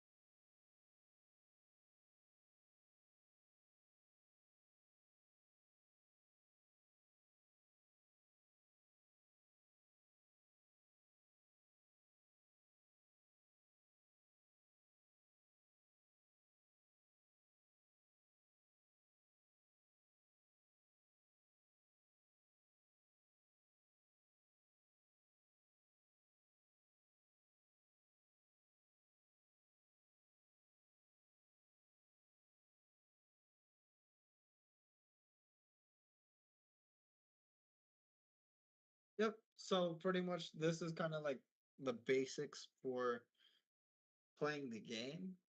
Obviously, we're not going to go through the entire thing. I'm more so just showing you guys the process of how you would go about it, the different things.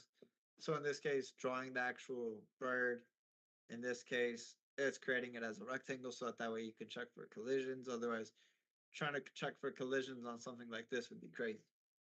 You don't even know what type of shape that is. I don't even know what type. It's just like a O, right? Doing all of that, adding the pipes, making sure that they're animated, right? Collision using those rectangles, how to rotate and animate the bird so that way you can make it look like it's alive and it's not just a boring game.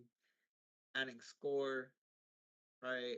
Adding a game over screen and adding sound, which adding sound is always fun.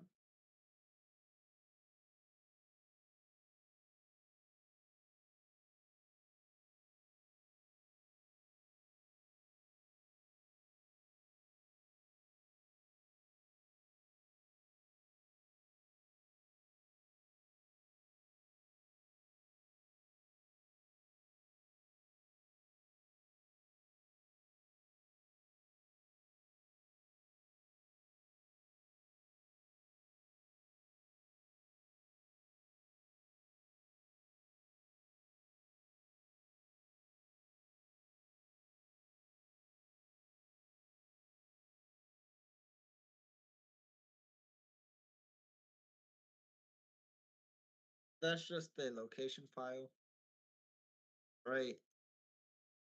Pretty much just that's how you would add sign if you wanted to play the sound.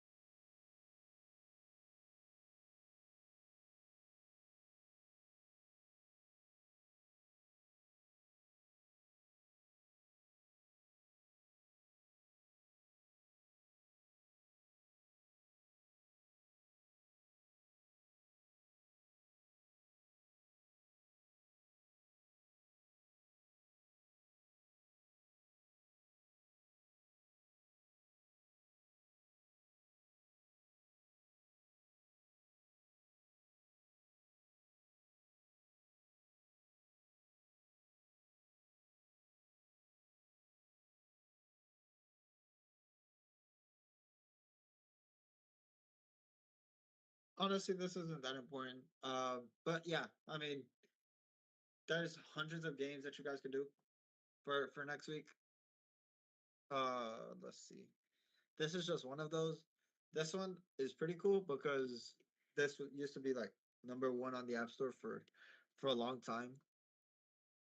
You could really just search up however you guys want to do, whatever you guys want to create. It's all up to you guys. So I think with that, I don't want to go overboard. But yeah, do you guys have any questions for me? Um, it's not a question for you. It's a question for Dr. Nance Oop, if go he's ahead. here. Uh, you're right. I think he's not here. Oh, okay. It's What fine. what were you looking to try to get so that way I could try to get in contact with him? I was gonna ask him about Monday because he said that I could come in Monday and like make up time or whatever. But I just want to see if I come in Monday, would I have to come in Tuesday since that's like my schedule? I'm Tuesday, Thursdays. So like I have to come in both days if I come in Monday. That's all I was asking. Okay, makes sense. Uh, I'll send him an email and then just tell him to reach out to you about that. Okay. Um, or I'll send him a text about it too, just so that way he can back to you. I'm pretty sure what he might say is yes, so that way he can make up for the time.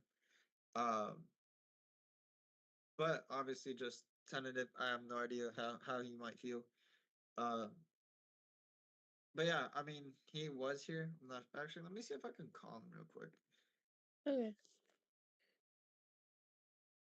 Hi. I called. I'm calling Dr. Nance.